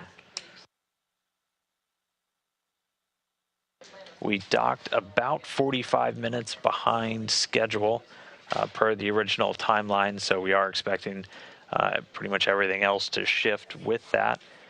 But we'll continue to give you updates as we get through hatch operations and get ready to bring the crew on board.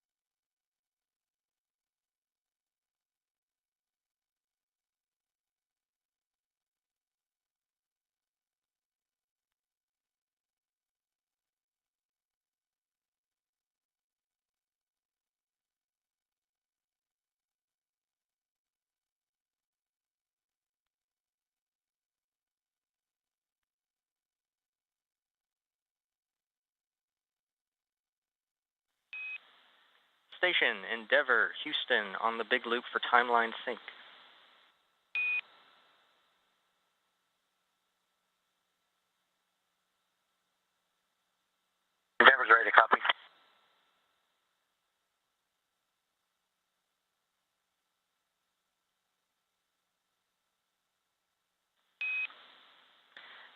Yes, Station and Endeavour wanted to give everyone a heads up the way the rest of the day is going to look here, with docking occurring 45 minutes late. The intention here is the PAO event and the subsequent safety briefing will slide to the right by 45 minutes, which will carry over to the rest of the day. However, we'll let you guys flex and manage. If you're able to make up some time, we are good with that. Otherwise, we'll hang in with you as the timeline would be extended a little bit. How copy?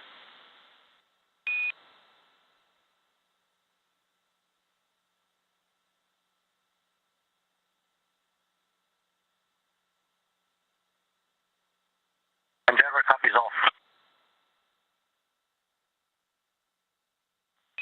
Copy, and thanks for the flexibility.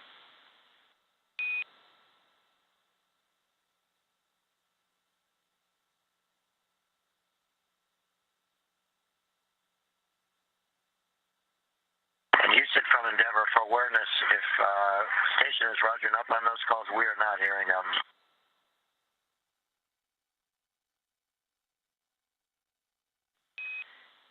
And copy that, LA. We talked to Station on Space to Ground 3 earlier, so they are aware, so we're good and in sync. So thanks for the heads up. Okay, you got it. LA, we've got you loud and clear, and we're following along on Space to Ground 2. Big loop. Okay, Kayla, thanks.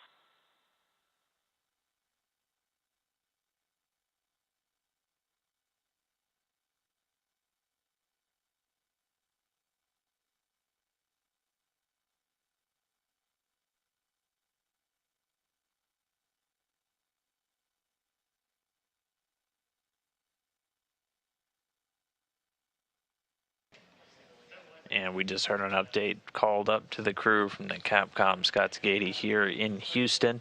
As mentioned, docking did take place. We can always count on you to bring people together, and I want to thank you for all your hard work and for everything you did with your visit to Kyiv yesterday, highlighting just the atrocities, but also so much the human side of this war. I also want to thank President Duda of Poland and Hugh Evans, CEO of Global Citizen, for helping make this possible. We're here today to answer President Zelensky's call for the international community to mobilize in support for Ukrainian refugees and all Ukrainians. Vladimir Putin's war has created a humanitarian crisis. When I was in Warsaw just last month, I met people that had left their homes with only a backpack. It was all they had for their most important belongings. They shared incredibly difficult stories with me. They don't know when they'll return home to their husbands, their sons, their fathers. They don't know what the future holds.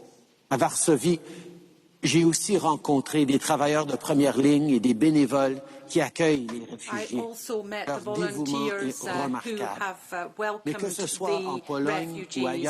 Their contribution is remarkable, but wherever they are in Ukraine or elsewhere, they need more support, they need more help, and over the next hour we will be hearing the pledges from the different heads of state for the Ukrainian people. I would like to thank all those who have responded to President Zelensky's appeal. Entertainers, athletes, and everyone who participated in the Stand Up for Ukraine social media rally yesterday.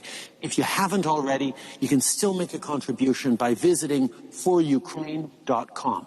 Your voice, donations, and advocacy are making a real difference. You're helping provide food, water, shelter, and medical aid for refugees who had to flee their homes. So thank you. My friends, as a humanitarian crisis deepens and needs continue to grow, our collective response must keep pace. That's exactly why we're gathered here today.